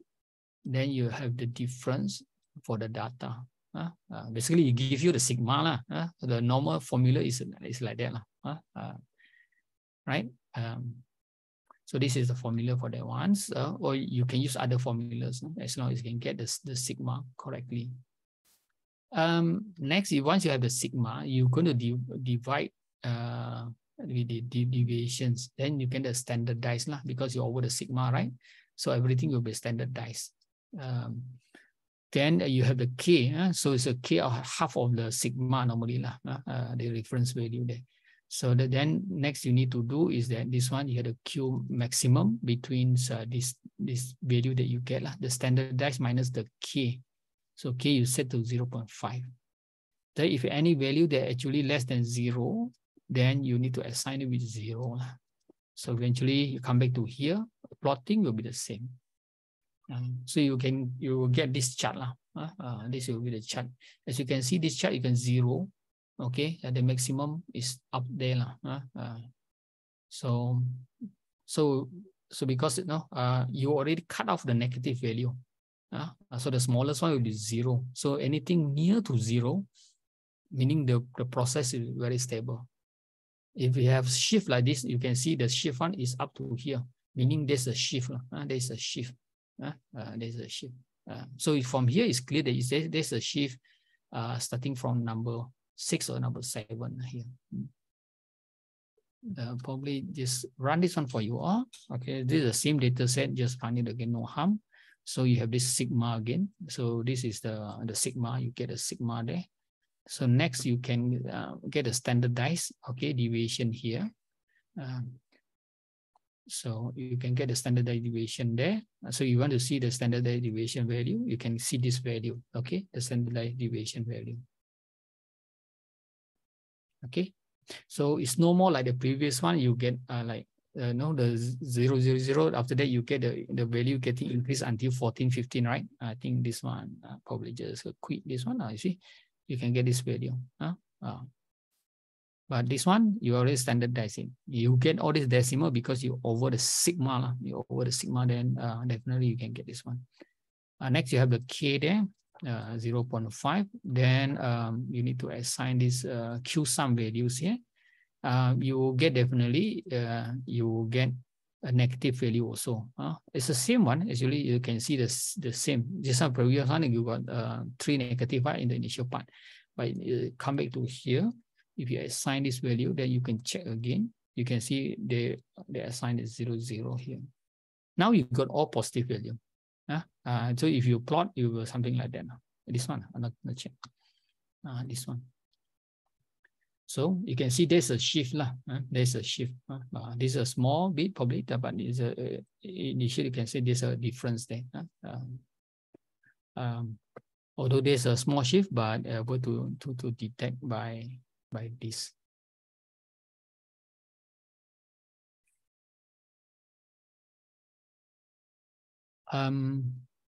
Yeah. The next is initially we mentioned about Q-sum control chart, the standard observations for individuals. After that, we mentioned about the standardized, how you can standardize it. Do have some advantage of using a standardized. Visually, you can see the shift much clearer, okay, because you standardize it. Next, Q-sum is not only can or meant for or can use for process mean, but also for process variabilities. As you know, the process, sometimes people look into things is not only about whether they achieve the target or not. For example, the target is 100, whether they achieve the target 100 or not. Not only the mean, but also they can look at the process variability, whether the variance is fluctuate near to certain value or the variance get increased. Sometimes the mean you still have it, but the variance is getting bigger. Can have that situation also. So this is one of the another thing that Q-sum can do is for process variability. This is more details in terms of the process variability. Before I move on to this, any question on the previous one, the standardized? Anything you want to ask on that? Ayo silakan tanya teman-teman. Ya. Boleh pakai bahasa Indonesia ya. Okay, now then I continue, okay? Then you Yep. can think, okay? At least I give an opportunity. If you want to ask, you can ask, okay? Probably it's a very straightforward. I hope my explanation you can understand well. So from the slide, but you always can gather your question. I think you want to ask after this. But from a question also is okay, I think. Right. Next will be on the process variability. So I think we learn statistics. 2 important statistics or parameters that normally people or industry or people look into will be the mean and also the variabilities. Two important aspects. Of course, they have other parameters that importance. Okay, can talk on that aspect. Probably you already learn in your first year in statistic 1 or 2. Definitely mean is always important, but variability also will be one of the key because we want to get the repeatabilities or the consistency high, then the variance will be always in control. Now Q-sum can help you to do that also, to monitor. Q-sum control chart for process variability monitor changes in process variability or standard deviation or variance over time. The chart use the absolute difference between consecutive observations. So they use the difference, okay, consecutive difference to detect increase or decrease of variability. So you can imagine that if there is a difference, then you absolute it, then you get a positive value, okay? Means whether is below or above that target value, as long as you have that magnitudes, because now you look into the magnitudes. The deviations is different, the observed from the target Can be positive, can be negative. But if you absolute it, then you only get the magnitude, but without directions. So with that magnitude, you can imagine that if you accumulate in magnitudes, if the magnitude for that deviation is small, meaning the process or the variability is stable. But if you get a very big, because you accumulate all this value, the deviation, you get a big value. So definitely the process of the variability is not good, okay, or unstable. So this is the basic concept of that one. So the identify changes in process variability is important, as increased variability can lead to more defect and decreased product qualities, because we don't have one is good, one is bad, one is good. No, sometimes bad, sometimes. So we don't that one. We don't have our product is very consistent. This is very important in terms of reliability. So this is the calculation part. Okay, so you can calculate absolute difference, DI, okay, or the pair between the consecutive observations before and after. Then you estimate the median's absolute difference, the MD, using a suitable method. So you can use medians of absolute difference. Okay, you can use other, because this is talking about estimations. So if you do your final year project, you do your master programs. So normally people will play around with the estimations to cater different scenario or different needed situations. Okay, so they will learn all on that. But the basic one will be medians. Sometimes people use geometrics. You can use many other methods that you can use. You can venture into that, as long as fit to a certain situations that actually do have values, okay, they have a market that needed, then will be something good, okay. So update the Q sum values, SI, using the absolute difference here. So the SI is the same formulas, so you have a D minus K here. So K will come back to the same, the reference values. So so we come back to this data, okay? So you have a 20 observations from the same process. So you get this absolute difference here by using these functions. Absolute of what? Absolute means you only get the magnitude only. So you have the difference between the data. So this function different, actually you can cater, the consecutive, the previous one, you have the new one. So then you minus between these two, then you go on between the consecutive data. So then you can get a series of this one. Then you have the medians. So you can use this function median. These are people love like Pythons, like R, because there are a lot of built-in functions already there. So you just can use it. So you can get the medians. So you assign it as a MD, for example, okay, for this one. Then you have the Q sum for the max. So you have a difference between these two. So this difference is called the variabilities, okay. Then if you have negative value, then you're going to assign with 0, okay. Then you can plot it, same things. Only the data frame here will be different here. Is a Q sum variabilities from the previous one. So that will be same. So you're going to get something like this, the data. So you can see the variability also change. I'm going to show you. So this is the data frame 20, okay, data set here. Then we're going to have the difference here. So if you want to see the difference here, probably can just put it here. So you can see the difference here. You got 3, 2, and so forth. This is the difference here. Then you have the medians here. If you want to see the median, so medians is 3 there. Then next you're going to have this one. So I'm going to assign this one. You can see the value. So this is a value. So definitely you don't have negative. So if you run, you get back the same. No issue. You're going to get back the same one. So you get the same value because you don't have negative value. So next you can plot it. So you can see here, this is for process variabilities. Variabilities. So at least R can do it. So interpretations here for this particular very generic example here. So Q sum control check for process variability show the cumulative sum of differences between absolute difference of consecutive observations and the median, absolute difference. An increase in the Q sum values indicate an increase of process variability. So as you can see, this here. So you can see the variability actually increased because it shifted from here to here. So there's an increase in terms of variability. Okay, so increase in process variability, while decrease suggests reduced variability. Okay, so you can monitor the variabilities. This is important now. Okay, if the Q sum values remain around 0, this indicates that the process variability is stable and under control. So what you're looking into actually is for the variability the value should be very near to 0. So if you look at the algorithms, okay, so it should be very near to the 0. So any shift, then you can monitor on that one. You know there's a shift in terms of the variabilities. Okay, so in the provided example, the Q sum value increase and decrease at different points, suggest changes in process variabilities. Okay, careful monitoring, potential intervention may be necessary to ensure process stability.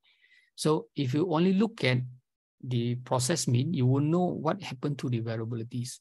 So what actually contribute to variability? It can be raw material. Raw material sometimes, for certain date, probably you get a certain quality. For another, probably you get different qualities.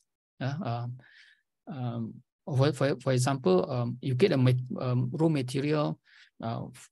For example, it's a raining season. Probably the production of something. I just imagine that due to climax, it gives you something. The quality will be different. The hot day probably will give you a different quality of the raw material. For example, you influenced by weather. For example, in the situations, then you can see then the variability will increase. Or you have a new staff, for example. You have new staff, change of in terms of turnover staff and so forth. You recruit, then probably there's a shift in terms of variability. So there are many factors that actually can influence the variabilities. Same process, but sometimes it will be there. Probably you have manufacturings. For example, the operators. For example, from certain state. Or is female, or probably all is male. Probably they will give you some changes in terms of the variabilities. All this sometimes you will change in terms of that. So if you know what is the cause, then probably you can intervene to improve the things now. So you need to think on that side. Once you encounter the problems, you can give suggestion and so forth. Right. I think we are done with the process variability there. Next, I will move on to subgroup. Still control Q sum for control charts. Before this is for individual observation. Now it's for subgroup. So I think I'll cover for individual observations for the normal one, for standardized. After that, we have this process variability. Okay. So now we're talking about subgroup. Okay. Anything want to ask before I continue? Anyone? Yep. Is there any question? Ayo takon rek. Membangun Prof Lee lu. Yeah. Okay. Okay, I will continue. Yeah. Because also short of times. Okay. Yeah. Right. Next, I will be on for. Still under Q sum, but for subgroup observations. Right. So this one is used to monitor changes for process means or variabilities over times, but now using the subgroup. These charts are particularly useful for small shift and process need to be detected quickly. Q sum is known for detect small shift. Right. Subgroup a group observation then collect at times under similar conditions. Okay, subgroup have a reduced impact. I think this one, I think it's okay, right? in terms of calculations here, you can see, so you need to calculate the subgroup average. This one is very similar to the previous one for the MA. So you need to cover. But if you're talking about variabilities, then you can get you can use the range. The range is the maximum value minus the minimum value for that particular group. Then you can get the range, or you can use the standard deviation if you want to monitor the process variabilities. But if you want to monitor the means, then you can use the subgroup average. And grand average. So grand average will be if you already have the subgroup data point, then you get the overall average. If you're talking about range, then you get the average of the range. If you get a standard deviation, each data point is a standard deviation of the range, then you can get the average by adding all the data, divide with the sample size. Then you get the average range. Right. Then you can calculate the deviations of subgroup average or the range from the grand average. So this one will give you the deviations. Then the next one, update the Q-sum value using the deviations. So you can now is on the statistics, the Q-sum statistic. So this one you get a maximum between 0 and that statistics. So the previous one plus di minus k. So di will be the deviations for the I subgroup. Okay, and k will be the reference values, allowance values. This is a calculation. Okay, for each subgroup, calculate the average. This gives you okay, then you need to know the xi. Then next you can calculate the grand mean. So this one grand mean, just now there will be the ix, for example. So then you calculate the overall mean. This will be the x bar here. Okay, if talking about range, then you have the average range. Then next you calculate the deviations of each subgroup. Okay, how you get the deviations is the xi minus x bar. So initially you already have the x bar, the overall. Okay, then you have the each xi. Then you can get the difference. So you have the di in between them. Then you need to update the Q-sum values using these deviations. Okay, it will be the formula here. Then you need to plot. Okay, the next you need to plot is the same things. You plot. So an upward trend for the chart indicate the shift while in the means, while downward trend suggests a decrease in the process mean. Same. Okay, so you always come back to that. Looking at the patterns. Okay, you visualize it, then you can look at the pattern. So we have one example here.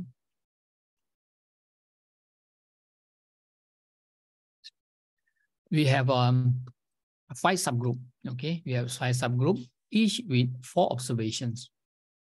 1, 2, 3, 4. You collect 4 data points, then you consider this one as a subgroup. So you're going to have one subgroup. You can get the mean, or if you're looking at the variability, you can get the range. So the range will be taking the largest value minus the smallest value. Between 103 minus this one, you get the range. So you get one data for the range. If we're talking about mean, so you take this 4, divide with 4. Then you get one value. Then you got the second subgroup, third, fourth, and fifth. And this is the fifth one. So this is a way to read the data. Okay, so they're reading by row. The data reading by row. So this is considered one. Right. So then you have the row means here for the data. This is a subgroup average. Then you have the grand average. So you have the mean. Mean for this subgroup. Then you can have that ones. Then next you need to calculate the deviations and also the Q-sum value here. So to get the deviation, basically is the difference between the subgroup data from the grand mean, from the xi minus the x bar just now. Then next you assign a k with 0.5. This is a reference value. Then after that, this is the Q-sums values here.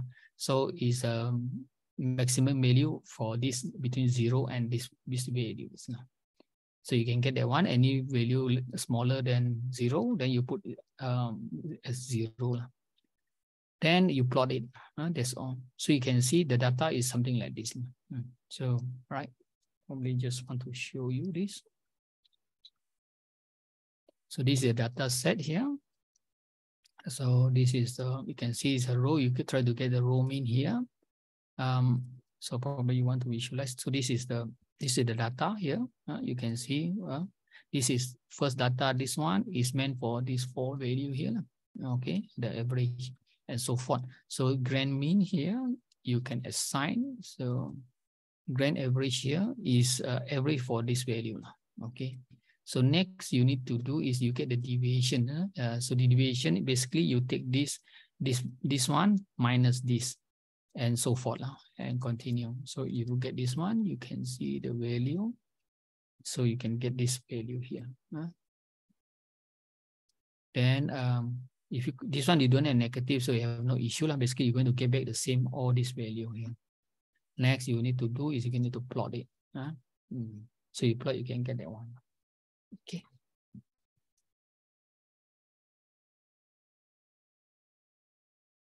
So I think that's all. It's same concept. So if most of the data remain at 0, means the process is very stable. Okay. If there's a shift, you will see that actually they will increase. Okay. You're moving toward, because this one is only have 5 data. So imagine you have more data. And then eventually you can see the patterns. Less data, you cannot see much of the patterns. So subgroup are more expensive, more time consuming. Okay, need more cost because subgroup, you only from the 20 data you only can get 5 points only. These 5 points because each point is 4 data. So so all this is a trade-off between these two, this individual observation. Sometimes this is good if you can afford it, you have times and so forth. This will be good. If, for example, it become a good practice, if you have a new process, new place, you go, you open a new factory. So for example, you work in a factory that's very new, new equipment, new raw material, and so forth. Everything new. Definitely, you need more samples to stabilize your process. But if you think it's process, you need fast, probably individual will be much more suitable. All right. I think I finished the Q-sum, Q-sum part. Any question before I move on to this last one, control chat for Ilma? So same thing, we're going to start off with individual observation. After that, go to the subgroup. Any question? Professor? Yes. I just want to confirm that the difference between subgroup and individual observation in some control chart is mean per subgroup. After that, the following stage is same with individual group. Can you repeat the last sentence? What is the same just now? The difference between subgroup and individual control chart is the mean per subgroup. So we search the mean per subgroup. After that, we count same as the individual observation. So yes, yes, just like that. Yeah, you got it. Very true. Thank you, Professor. Yeah, it's the same framework. Okay, so the difference is only on the mean. So having okay, correct. Right, I think we continue. So if you have a question, probably you can reserve and you can ask later. Right. Okay. So far, I hope you enjoy. Not too technical, not too. All right. Yeah, it would be much interesting if I know I'm there, right? Yeah. Sometimes online we don't know whether students are there or not, right? Now sometimes a lot of things can happen. Right. I will continue this one anyway. I think it's recorded or something like that probably. Okay, but the hands up will be given. All right. Okay, next, this is the last one, most interesting one, what we call as interesting, have more benefit. Definitely he consume more in terms of competitions, understanding, and so forth. Definitely. Yeah, you want to eat something, for example, very nice, you need to take longer time to cook. Okay. Like crab, for example, much difficult to eat it because need to open a shell and so forth. Okay, but with difference. So yeah, good things normally take more time to compute and so forth. So this is a what you call as a UMA control chart. So it's a time weighted, they call time weighted. So why you call a time weighted control chart? Because the more recent one you give more weight. So it's dependent on the time. Okay. For example, you want to look into to today's stock. So you believe that yesterday inflows are much more higher compared to the previous 3 days. So something like that. So it's very depends on the time. So it's weighted by the time. They give more weight to the recent observation and less weight to the older observations. Okay. So UMA control chart are particularly useful to detect small shift in the process mean that are not easily detected by a Shewhart control chart. I want to mention here because it's not much different for QSUM and also MA because all this chart is really meant for small shift, but it have a huge difference from the Shewhart control chart. Okay, that's one. So I mentioned here. At least I don't know whether you learn it or not. Probably this is not the first lecture for this semester. Probably your lecturer already teach you part of it. I also don't know. I have no idea. But if yes, then you understand about that. If not, probably you can pick up some reading on the Shewhart control chart. It's a good, since you're statisticians, you start off with a Shewhart control chart. I do believe you already learned that one because this, I don't know which, this is a week one for this semester. But when they asked me to deliver this, I think most probably you already learned about that. Okay, I will continue. For each UMA values is a weighted average, okay, of the current observation and the previous UMA value. So the weight is on the UMA value, okay. So UMA value is the statistics for this control charts, okay. Like QSUM, QSUM values is the statistics. The weight given to the current observation is denoted by the lambda. Okay, so the lambda value is between 0 and 1. So you can imagine if your lambda is 1, for example, meaning that they give the previous is the highest weightage. So the older one 0, no weightage. So they have no exponential effects. But if you give the lambda if 0.1, meaning is very less, correct? The effects for the previous value is very less. But for the subsequent older value will be high because in 0.9 will be divided to the older observations. So you can imagine that to get the correct lambda, this for the actual one for the industry, normally you learn from your seniors, okay, for a particular run for certain things, to need some experience on that. What would be the appropriate? Sometimes people look at the output. Output suit the reality, the situation that actually enhance, okay, can reflect it well.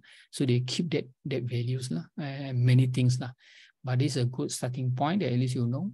If you do research or master or project, you can play around with the lambda and so forth. Right. So to calculate the UMA value for each observation using this formula. So you have the x is your data for the UMA data. So you have the lambda, you have the 1 minus lambda. If your lambda is 0 and 1, so we talk about like lambda if 1 means everything is on xi. So if lambda is 0 means the previous value is no effect on that. So not dependence on that xi. Then everything is between on these two values.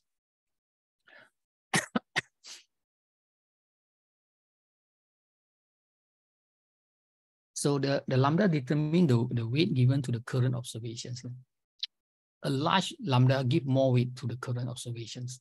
So I explained a few times, okay, previous slide and also this slide. So I hope you can remember well. So this lambda actually play importance.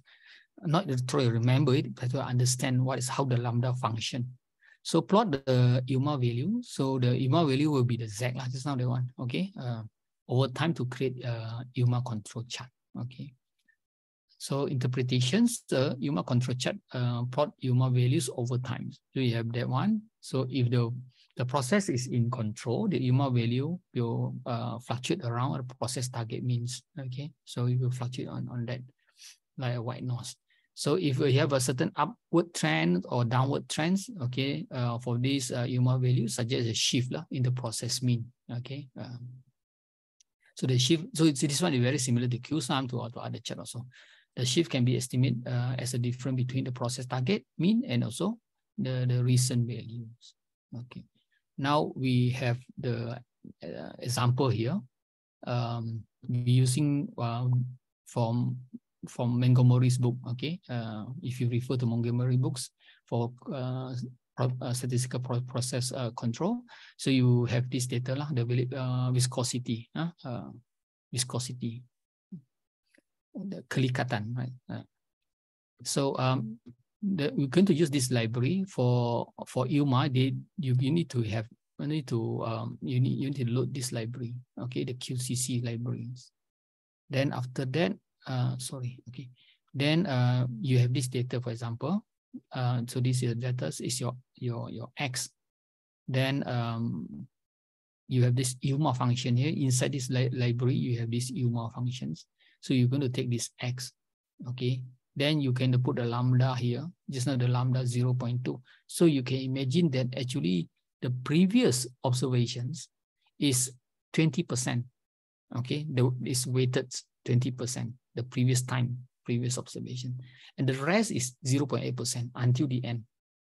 Okay. So this is the N sigma. So it's 2.7. So yeah, you can refer more in some Montgomery book and so forth. So then after that, you can get the summaries. So all the process, all this process here, all this process and so forth, the calculation part is done under this here. Okay, so you only input the data, so you don't need to put all the programming because it's already available here. So this is only the data. Then the UMA value will be generated. So okay, you will put into this queue here. So this is the control chart. Yes, you can see. Probably can show here. So this is a QCC. You need to load this one. There is a quality control chart, statistical process control. Okay, this is your data, similar to the previous one. So you already input the data. So this is the UMA here. You put that one, right? So you can get that one. So you want to see the Q also, the data non-elapsed. So data is available here. You can see 15 observations here. So the Q here, yeah, probably just run this one for you. So this is 15 statistics available here. Okay, so everything is there lah. So this is the probably just this one. This they create the control limit. You can see the control limit is here. This one. So this is control limit. The lower, and this is the upper control limit. So the value. So a bit. It's not constant. It's not like a straight line. But it's a curve there. Okay. Right. Probably can go back. So from here you can see you have 15 observations, but they're still using the group because it's one. Still is one. Okay. Then you have a center line, so they can calculate the previous one. You can remember that you can have the central line. So this is the central line values. You have the standard deviations. So based on the calculations, you have the smoothing parameters. So this lambda is 0.2. Then you have the control limit at this 2.7 sigma that you already assigned there. Okay, so you have no observation beyond this limit. So you can see. So this is a statistic for the UMA statistics here. And this data here, the cross here, the cross here is the observations, the initial observations.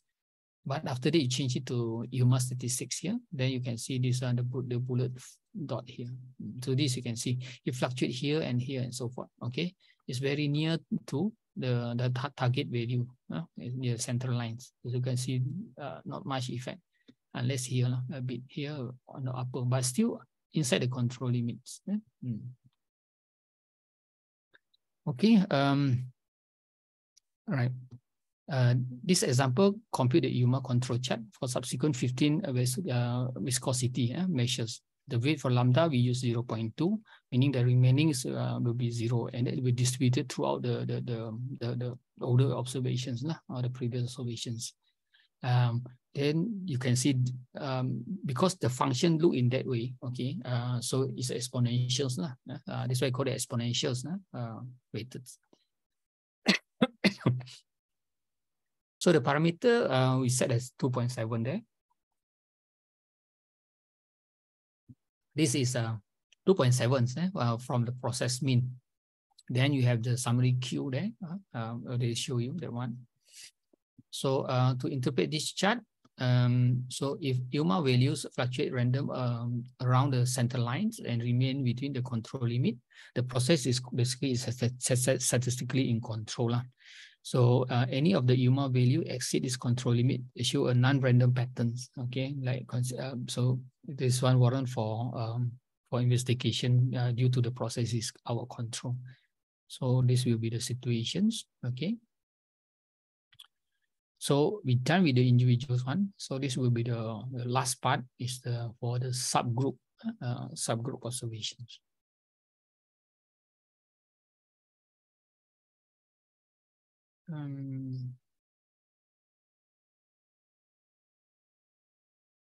Until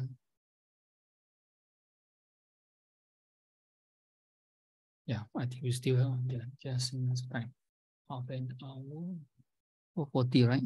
4:10. Right. Anything want to ask? No, I will continue. Okay, let me finish this one. Okay, probably you can have discussion after this if you want. So next will be for subgroup observations. Okay, so I hope the difference you can understand. One of the students mentioned just now, the difference will be the sum. Okay, you get it using the mean. Right. UMA control chart for subgroup observation apply to the same weighted as for individual observations. Similar. Okay. For UMA values for each subgroup is weighted average of the current observation, current subgroup average. So it's a subgroup now. Previously it's an individual. So before you go to the subgroup average, then you get the average first. These are the whole things. Then the rest is the same. So the weight given to the current subgroup average is denoted by lambda. Okay. So now we're talking about subgroup rather than one. So basically you sub it first. I need to put it here. Okay. In terms of the calculation, you can see the difference is only here. The previous one is lambda x sub I. So now it's a lambda x sub I bar. So the difference is bar here. So the rest is the same. So this is the average, average for the I subgroup. The rest will be the same. So the lambda determine the weight, okay, for the current subgroup average. So the change is only from individual to subgroup average. Okay. If you're talking about range, then same thing. It's average for the range. Then next you need to plot the subgroup values over time, okay, to create a UMA control chart for the subgroup. In terms of interpretations, so the process is in control. The UMA values will fluctuate around the process target value. Okay, so you have a target value, so it fluctuate around that mean, then it considered as in control. So if you have upward or downward trends in the UMA values, so UMA value is remember the dot one, the inside the control limit value suggests a shift in the process mean. This one, just want to show you already that you missed that one. Where's the this one? This is the value. This one it fluctuates here. Okay, it's outside this control limit, meaning our control.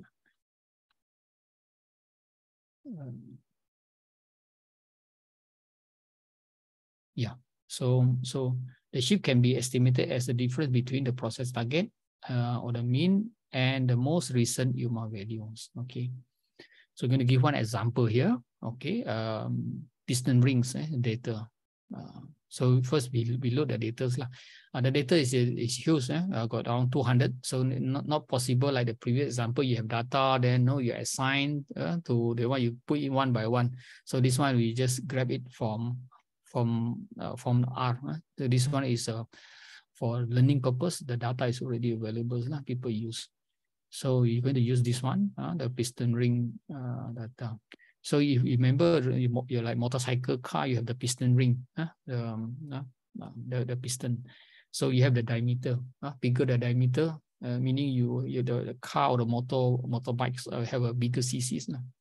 So you're going to have the diameters. Then you're going to group it. Okay, this group is based on, for the diameter, based on the sample. Later I'm going to show you this one. Probably going to show you now. So this is a piston ring data set. So already input the piston ring. So you're going to attach it. So the purpose you attach it. So you give you the variable there. You can straight away when you type it, they will invoke that one for you. So I'm going to click this one for you. You can see this is the diameter. Yeah, you can see. Yeah, this is diameter. So the data is 200 entries here. You can see 200 entries. And this is a sample. Because now you're talking about group. So in one, you did for the diameters, they take 5 samples. 1, 2, 3, 4, 5. So this is a okay, can I highlight? This is a 5 here, considered as 1. So they take 5. So this is a one subgroup. Then another sample is this 2 here. So you got 5 there. So until the end, you can see that actually we have 40 sample. For the subgroup, you have 40. False and true, it will be different things. The phase 1 and phase 2 issue. So we are not going to look into that one. Yeah. So at least you look at the data there.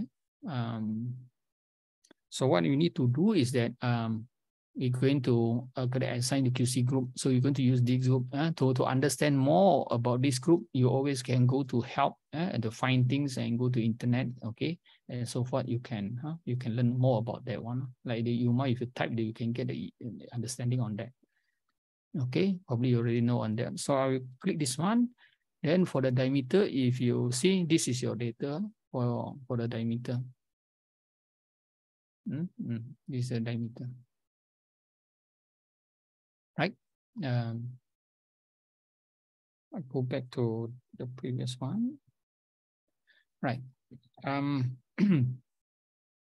So we only going to use the first 25 25 only 1 until 25 observation for the diameter. Then not use all because this one is related with this. Remember the third column you have true and false. Because we just want to establish the process, not going to test it to determine the mean values, mean process. That's why we have this one later on.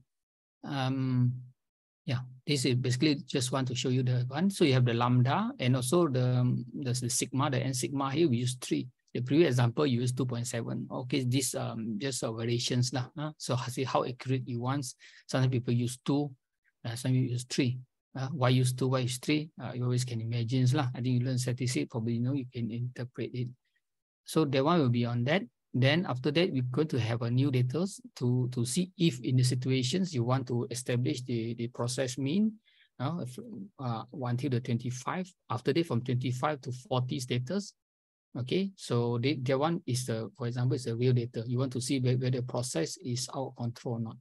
Okay, then you can do this lah. This is a sub thing for using this bracket. I think you already learned. Probably you can just go back and refresh about what is this. Then you can plot it lah. Okay, so then you can get this graph lah. Probably gonna show you this one. All right. So this is the first one, is a Q. So you can see until 25, as mentioned, 1 until 25. So you can see the data is until 25. So you have 25 subgroup. Each group, you got 5. So you can establish the center. The center is 74.00118 here. The standard deviation, you can establish that one. The lambda here is 0.2. Now you use the sigma here is 3 sigma there. What else? Yeah. So you can get a summary here. So you can establish this value for your upper and lower control limits. Next is this one. So you want to have a new data set here. Okay, using here this one, but you have a new data set here. Establishment of this one is from 2021. So you just have a look now. Okay, and then we get the summary here. You can get the plot. You can see the plot here.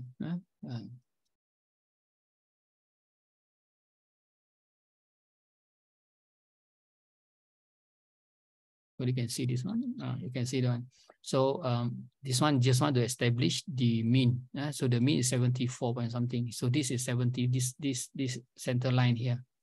Okay, you can see the process. Okay, is in control. So for example, if this one is already controlled in the actual situations, so you can start off. You have a new data they want to put in. Then you want to know whether your new data, whether it's in process of this previous established control chart. So you can add in as just now show you the code lah. Okay, so you can see that actually the new data come in based on this center line here. So you can all this is okay until these observations probably 35, 34. You can see it start going out. Okay, this is the actual data.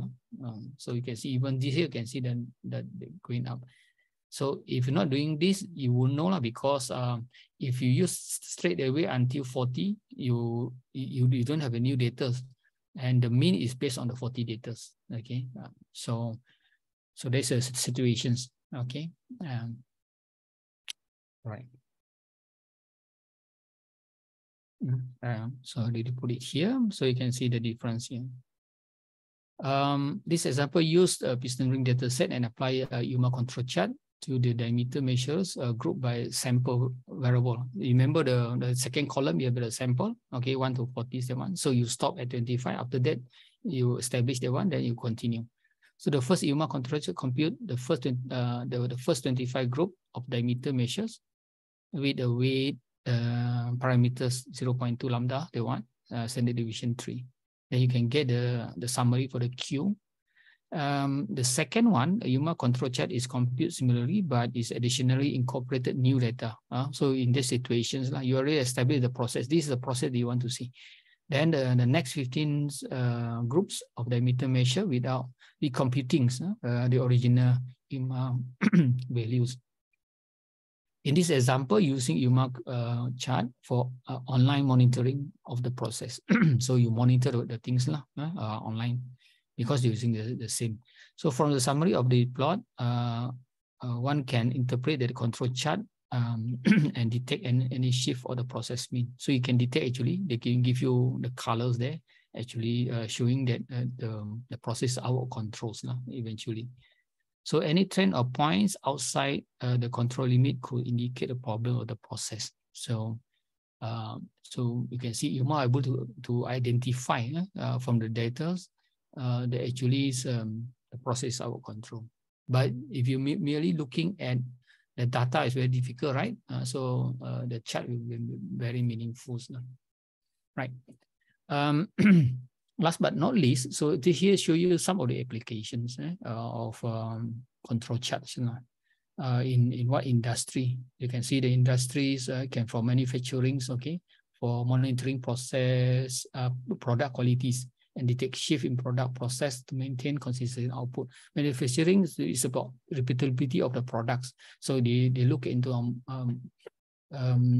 consistency of the product. So monitoring is very important. How to monitor? Definitely they're going to use control charts now, so they cannot run away from control charts. Okay, be it any measurement can be weight of the product, can be the length of the product, can be volume of the product, can be the density, can be anything anything they can measure.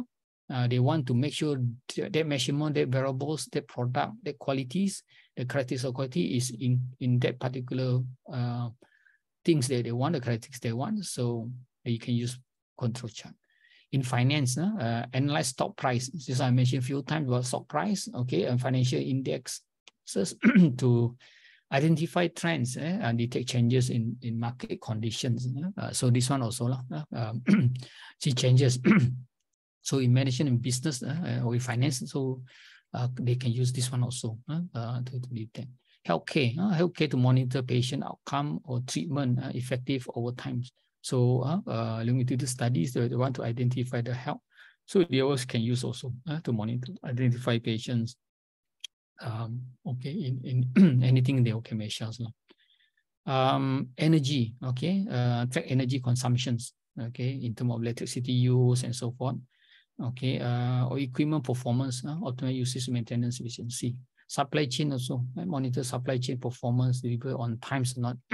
Okay, you produce car and so forth, so you have all these supply chains, people sending things in. Okay, you want to produce a plane, okay, so all those part of people sending in, so those supply chains coming in for any things about raw materials and so forth.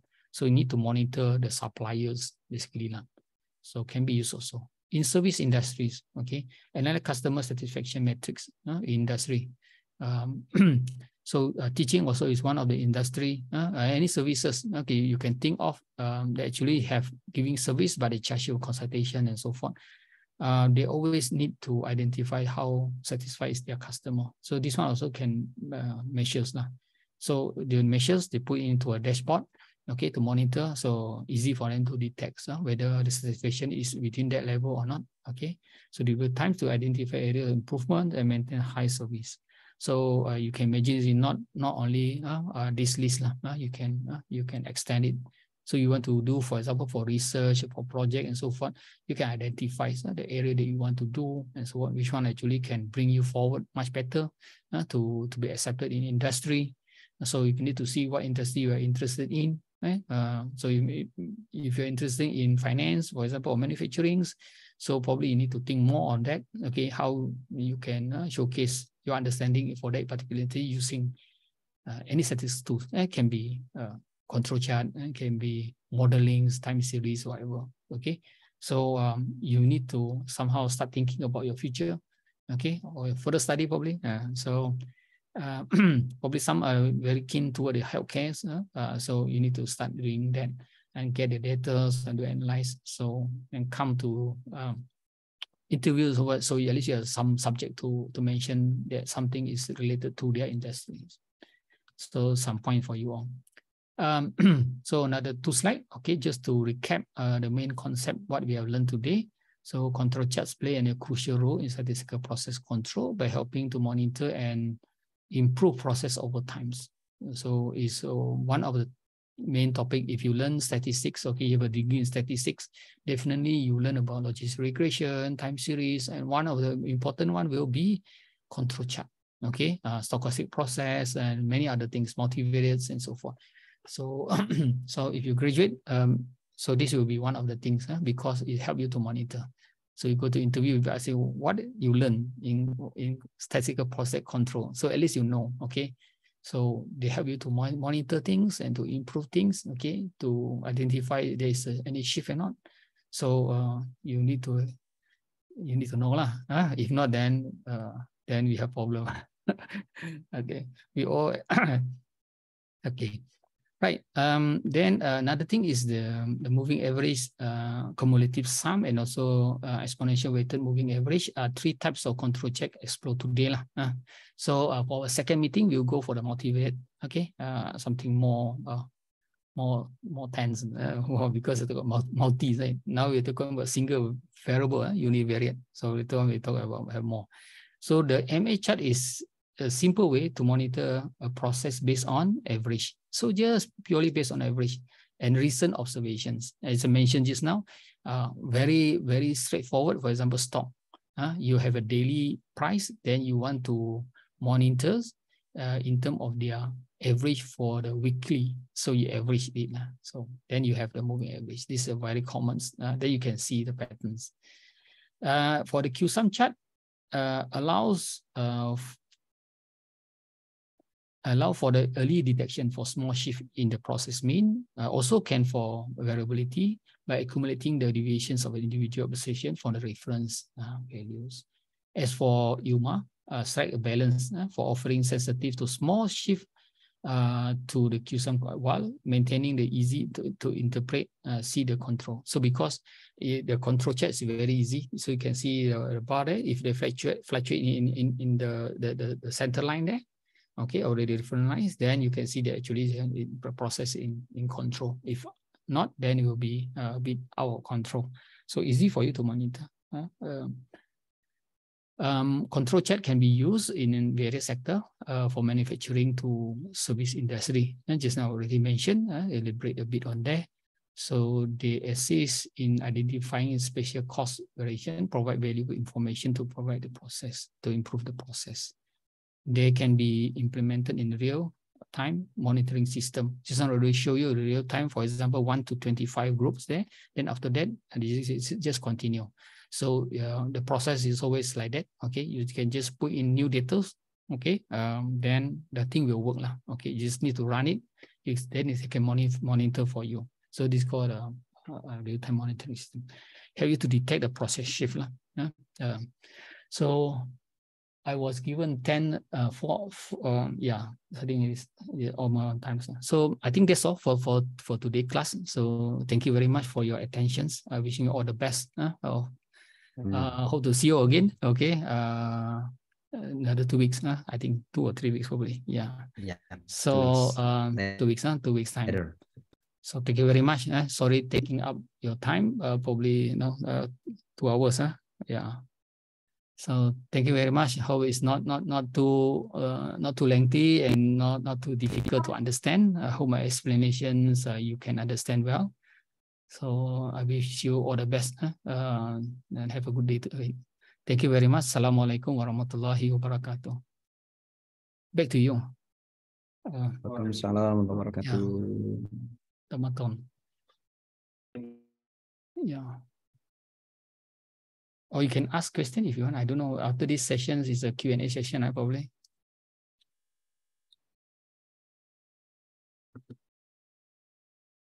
Well,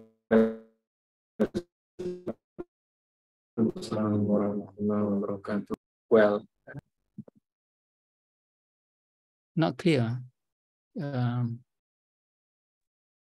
Maybe Aji has internet problem, connection problem. Yeah. If you want to try, probably you need to off your camera. Probably you reduce the bandwidth. Yeah. Probably can try it again. See how. Yeah. Well, thank you, Professor Hisyam Lee, for the presentation. Now we are coming to opinions, question and answer session. If you have an opinion or a question you'd like to ask, please enable the raise hand feature and speak up if you have been selected by the moderator. Any question? That's all right if you want to speak in bahasa. Atau tanya juga pakai chat bisa. Okay. Husnul Hatimah, raised hand. Okay. First, thank you for the opportunity. Can you hear my voice, sir? Yes. Okay, it's a pleasure to have you here, Prof. And as we delve into the topic of quality control, I'm particularly interested in understanding the current landscape of quality control practice in Malaysia. Therefore, I have my question for you related to the topic we discussed today. And my question is, are there any emerging trends in the quality control in Malaysia, such as technologies or methodologies being developed or adopted, and how do these trends impact the practice of the quality control in industry, of course, in Malaysia? And thank you. I think that's, I look forward to hearing your insight on this matter. Thank you, sir. Yeah, okay. Thank you very much. So for your questions, it's a very general questions about quality control or statistics in general per se in Malaysia's situations. So yeah, definitely not only in Malaysia, I think also in Indonesia and in our regions. and in general also in this world, that actually is statistic per se and also quality control have been noticed significantly and be used worldwide, particularly in Malaysia for oil and gas. Okay, like in these oil and gas industries, statistic control have been used there. Okay, and also in other industry also. So it's not something very new for them to use. And as for stock exchange and so forth, people also using this. Yes, you can see from the publications that people produce from Malaysia, so you can see that quality controls have been used in manufacturing a lot. Okay, especially for the advanced methods. That one is well established, oil and gas and so forth. And recently, people are trying to engage the research in quality control related to or using machine learning's approach. So they combine this for the research. This is something also recently have been built. And as you can see from the publications, these areas of research control have been moving very well, because you can see the published journal index for the H index for the journals increased for quality control. You can see several journals in Q1 and Q2 journal publications. So that indicate that actually they're receiving a good noticeable what do you call this, research in an overall research. So it's not something so just emerge and so forth, but it's been moving and have a lot of pocket of active research throughout Malaysia and also believe in Indonesia. Particularly, I think in ITS, some lecturers also doing quality control actively. One of students, previous my student Dr. Suhartono and Hosna, they are doing sandwich program. They come to UTM for their PhD, both of them, husband and wife. They come to UTM for the sandwich programs. So so they are actively doing control charts also. And now they are already lectures in ITS. Very, very good. You can see the thing progressing very well. And in Malaysia also, few universities also embark in research in control chart. But I'm not so sure in University Brawijaya because I not have that collaboration yet. But from what I know is ITS has been leading very well for that. For Malaysia's like USM, UTM, so I've been doing very well in terms of research for control charts. So yeah, I think these are a few things that that happened recently in Malaysia. As for the curriculums and programs, I do the audits for programs for bachelor program, master program, PhD program to evaluate their programs for accreditations. So I also noticed that most of the program definitely control check will be there. There's seldom they exclude it.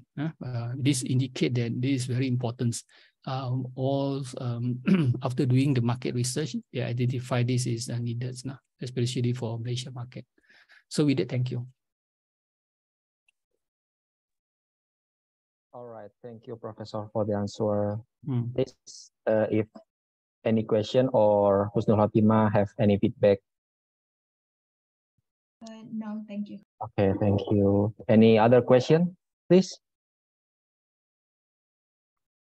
If there's no question anymore, well, finally, we are come to the last agenda. We would like to say thanks again for Professor Hisyam Lee and all of the audience for active participation. Hopefully, the presentation will give benefit for us. Thank you for your attention. See you later. Wassalamualaikum warahmatullahi wabarakatuh. Waalaikumsalam warahmatullahi wabarakatuh. Thank you very much. Prof Hisyam Lee, see you next time ya. Yeah, see you next time. Thank you. Okay, thank you. Like Have a good day, everyone. sharing. Okay. I will sign off, huh? Okay. Bye. Assalamualaikum. See you next meeting. Okay. Okay, Suci. Okay, see you. Keep in touch. Huh? Yeah. Thank you. Assalamualaikum. Assalamualaikum. Sekali wangi. Kok ning aku pedot-pedot ya?